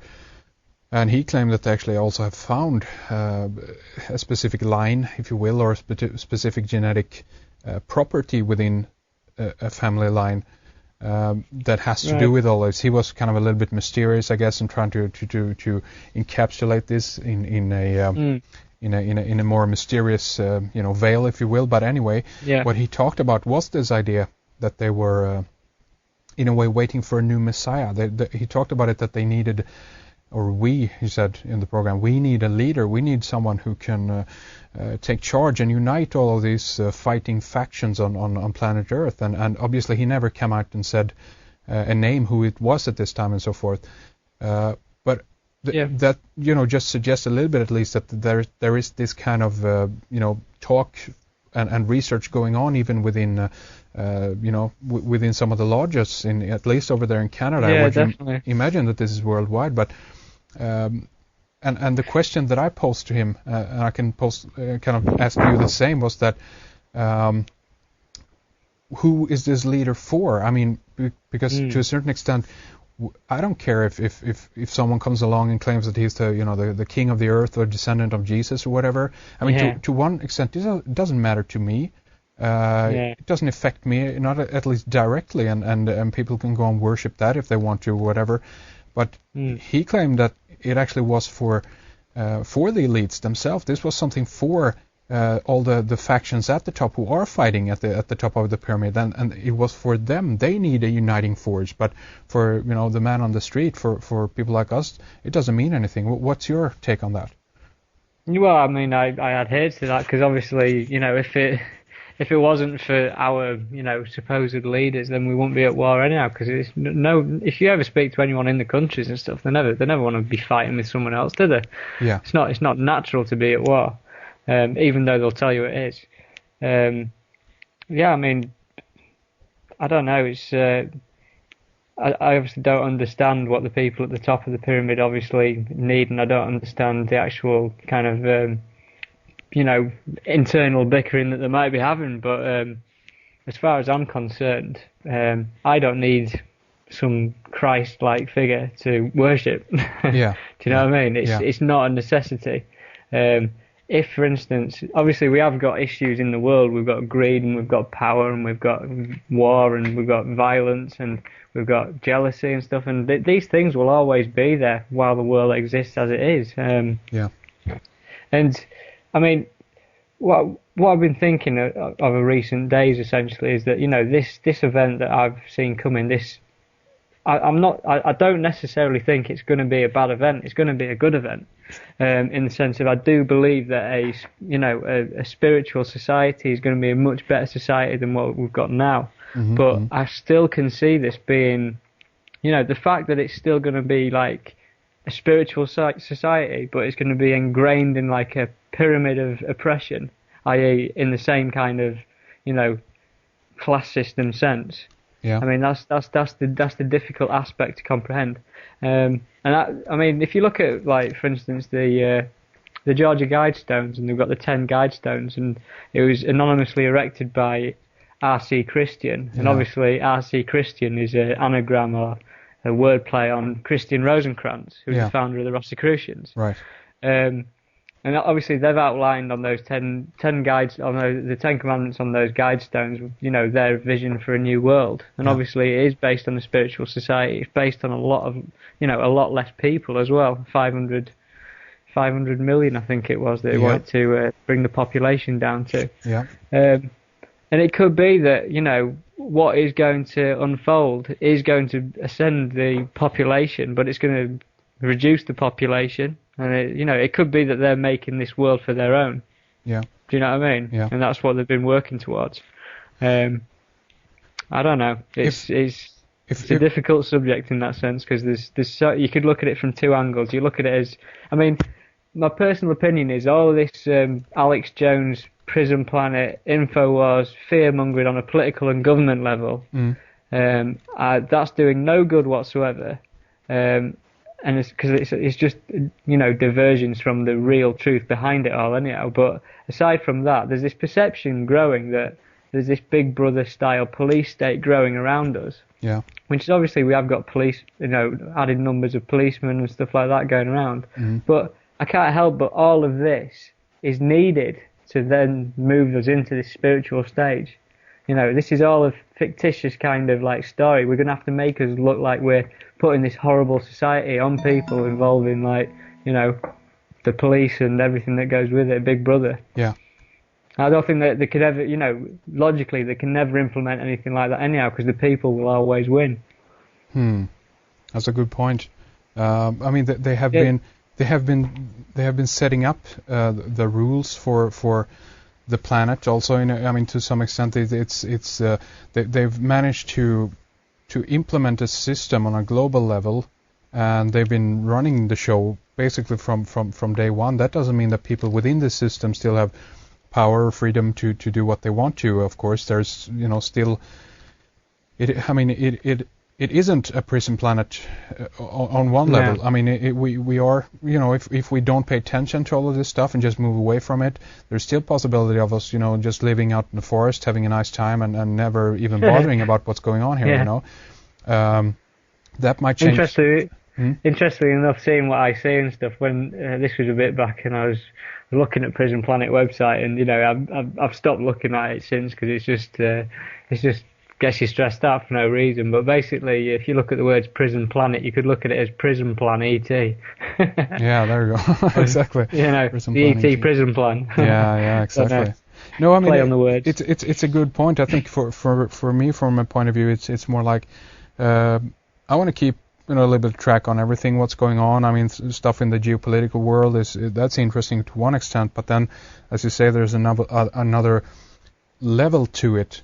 And I actually want to read just a quote here in regards to that to that idea of how potentially we're being even played on a geopolitical level. And this was something that was released to a journalist who didn't reveal the exact source, but this was a senior within the Bush administration that talked to this journalist, and he reposted this in I think it was the New York Times or Washington Times. I could dig that out and reference that on our the information page on this radio show. But anyway, he said the quote says like this: the aide said that guys like me, is talking about the journalist guy now then, is in what we call the reality-based community, which he defined as people who believe that solutions emerge from your judicious study of discernible reality. I nodded and murmured something about enlightenment principles and empiricism. He cut me off. That's not the way the world really works anymore, he continued.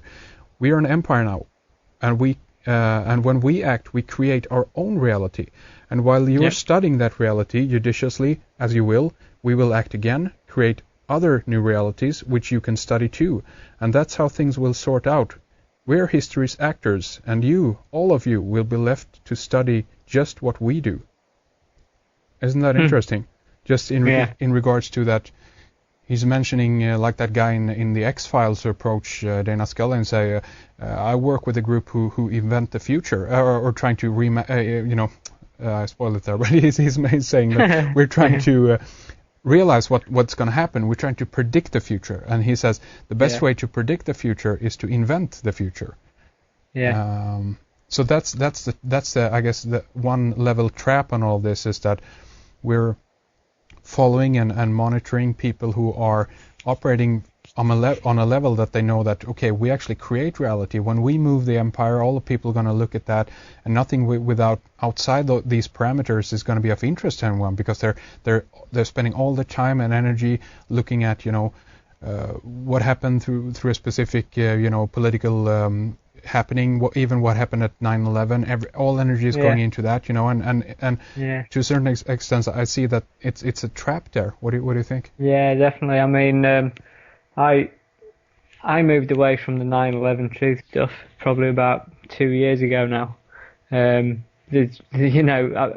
don't know what it's difficult because people are working really, really hard in trying to bring stuff to the forefront there. Of course. But they it's almost like there needs to be this understanding that event was there for a reason, and it's this reason that we're following at the moment. And you might actually get your conviction of the people you're after, but even if they're convicted, these people are all instrumental in this plan, and they're never going to be sent to where we've told them been sent. Do you know what I mean? It's all part of the great plan that's unfolding around us. William Shakespeare, the whole world's a play pretty much, isn't it? Or the whole world's a stage, sorry. Yeah. I mean, that's the way I see things unfolding. It's not good to get stuck in the past. Got to keep looking at the now. Exactly. I hear what you're saying, and again, it's that, I think it's that balance between the two sides, because to one extent, if we totally ignore the past, then we're not going to be savvy to what's either going on now or what might be coming tomorrow. So obviously, like, looking at 9/11 is a very important thing. It's a key part of all of this too, because that actually helped many people to wake up to a larger reality. It was the catalyst, wasn't it? It was the main catalyst. Exactly. I won't ever disagree that. I mean, the problem you've got is that, for instance, a lot of the people who are sticking with the 9/11, researching it on and on, they keep coming up with more and more evidence, which is brilliant. But if and when something does happen, it's going to have jumped up on them and they won't even know what's gone on. Obviously, something on a different scale, a different level, obviously on the kind of levels that we're talking about. The next level of the conspiracy, so to speak. Yeah, it's going to take them by surprise because they've not put the efforts into, understanding the current situation. Right. On that note, just I wanted to pop this question while we're talking about 9/11, because last time in the first segment of the program we did this past Sunday, you mentioned a little bit about loose change, and I got a question about that. If you could clarify what you meant, because we just rushed by that you had some suspicions about that, or. Yeah. Well, I mean, it's the same with Zeitgeist, really. Two whirlwind internet movies that essentially, changed the way my brain thinks, and changed the way a lot of people's brains thinks. Yeah. And as I say, to think that the can't remember his name now, the man in question who made Loose Change pulled it all together, him and his friend, Dylan Avery, made all the music and stuff. Yeah, Dylan Avery, sorry. They pulled it all together from the bedrooms, and they had a lot of footage there. They'd found a lot of footage, and I'm not saying that can't be done, because it can be done. Of course, yeah. But I do believe that, if you think that the grand plan is to usher in this age of spirituality, it obviously requires that there's going to be some kickstart to the change in people's consciousness. Yeah. And obviously, Loose Change gave that kickstart. Now, whether Dylan Avery got that kickstart from the universe, or whether, for instance, that was part of the intended planning to usher this consciousness up to the level that it needs to be at. Do you know what I'm saying? Yeah, of course. That would also then imply that whoever is providing these gentlemen with the material, funds, what have you, that they are. I mean, is that a dark, coming from a dark side or a negative side in regards to manipulation? Because that might be, some people have talked about, the White Brotherhood, what have you, that there's a kind of a benevolent force also working, alongside the very negative force, and that these guys are trying to raise our awareness. They're trying to enlighten us, as it were. Do you think that's possible then? Who's that? Sorry, I misinterpreted that. Well, basically, people are referring to it as the White Brotherhood. That alongside the Dark Brotherhood, who's working at negative things, there is this a group of other people who are working for positive change within the world. And albeit that they're still manipulating events, they're still pulling the strings, so to speak, but they're trying to make it so that it's moving in a positive direction. Do you think that's possible? Yeah, I mean, it definitely is possible. Sorry, I don't know. I just the way I perceive it is that, for instance, 9/11, Loose Change, and all that came after it was all part of the intended plan. Yeah. I'm not really inspiring the idea that there's two potential brotherhoods that are kind of fighting it out of sorts in the battle. There's something that tells me deep down that for instance, a year ago when I was thinking all about 9/11, or 2 years ago, sorry, and I'd realised it was an inside job, and I was running around telling all my friends. Yeah. That was what they wanted me to do. That was intended, because that was needed for the next stage that we're moving into. Okay. So you're saying that is a negative thing, or do you might not want to put those kind of connotations on it? I'm not saying it. I'm not saying it's a negative thing, because I'm not necessarily. Well, how it's difficult describing this, but this whole idea that there's going to be this spiritual kind of ascension, if you want to call it that. Yeah. If you believe that the Illuminati, when they outlined their plans for ascending the whole of the human population, into a spiritual level, which is what they did say in 1776, it was essentially that they were going to ascend humanity. Yeah. You could take a look at it as this is all required to get us to that spiritual state. Right. And I'm not saying that spiritual state is a bad state. Sure. But because obviously I think that's going to be a much better state than we're currently in. It's almost like these people the Illuminati, who decided that they wanted to ascend humanity to this higher level, have realised that had to be done, because otherwise the Earth will probably collapse in on itself. i.e. we wouldn't look after it, we'd keep trashing it. Without the spiritual awareness, there'd be nothing left for anyone. Yeah. So basically, the spiritual ascension side of things is required for the next stage of human evolution in a material body. So basically, it's almost like there's this thing for me that what is going to happen, including this thing with William and everything, is potentially a better thing for the planet's survival itself. But this is for material reality that I'm talking about. This isn't talking about trying to get outside of that material reality. Do you know what I mean? Of course. And yet, what I see at this point is that the other side, or the side that potentially are trying to usher in this change now then in consciousness, as you say, they have also been very instrumental in preventing man from reaching a higher consciousness, because of working on himself. He's been totally, subjected to a lot of manipulation. He's been, subjected to war, terror, tragedy, disease. You can name, the whole list down. Yeah. But if for instance you look at it on that scale, right? If for instance these people who know this information, who are ascending humanity, also realise that, for instance, death doesn't particularly matter because essentially, they'll reincarnate and they'll keep learning. Yeah. So you could look at it on that principle, and that's why death no longer means so much. But sorry, I've lost my track here. No, I think what you're getting at is that through the means, if you will, of tragic forces, man grow in another way than if everything would be wonderful and positive all the time. Is that what you're saying? Yeah, I'm saying that basically, for instance, it's a terrible thing when someone dies, and obviously, but if it was done with another means, as a means to ascend that spirit or soul to a different level, then obviously it's on a much grander plan, isn't it? Yeah. So basically, negativity is required and tragedy is required to ascend, the essence of love and everything that goes with it. Yeah. That's a good. Do you know what I mean? Yeah, that's a good point. You can never know what you never know how good you've got it until you've seen it really bad.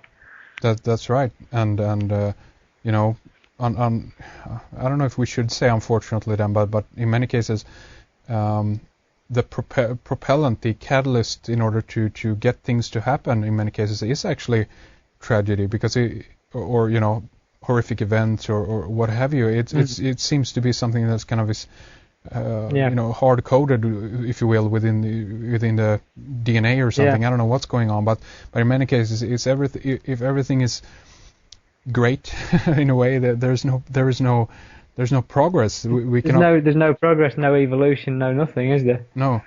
That's why I always until something happens sit on the fence as to whether to say that this thing is a really bad thing or this thing is a really good thing. Right.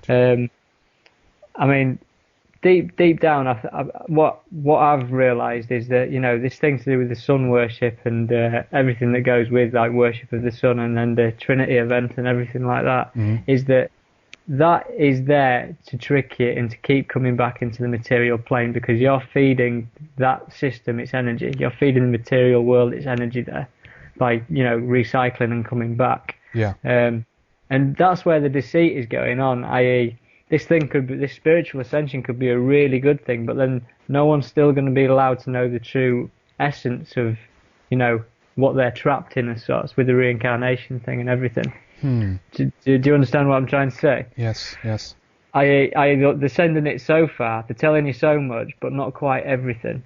They'll give you just enough in order to keep be a good person. Yeah, and to even keep your attention. There's something new there that kind of draws you in all the time, but they don't give you the full story, because then they would reveal the plot. And that's for instance why I say when you hear the stuff to do with the New Age stuff and the people who are talking about spiritual ascension and everything that goes with it, it's like that's all very well and very good because it's brilliant for humanity, but it's only going to a certain level. There's that next stage on.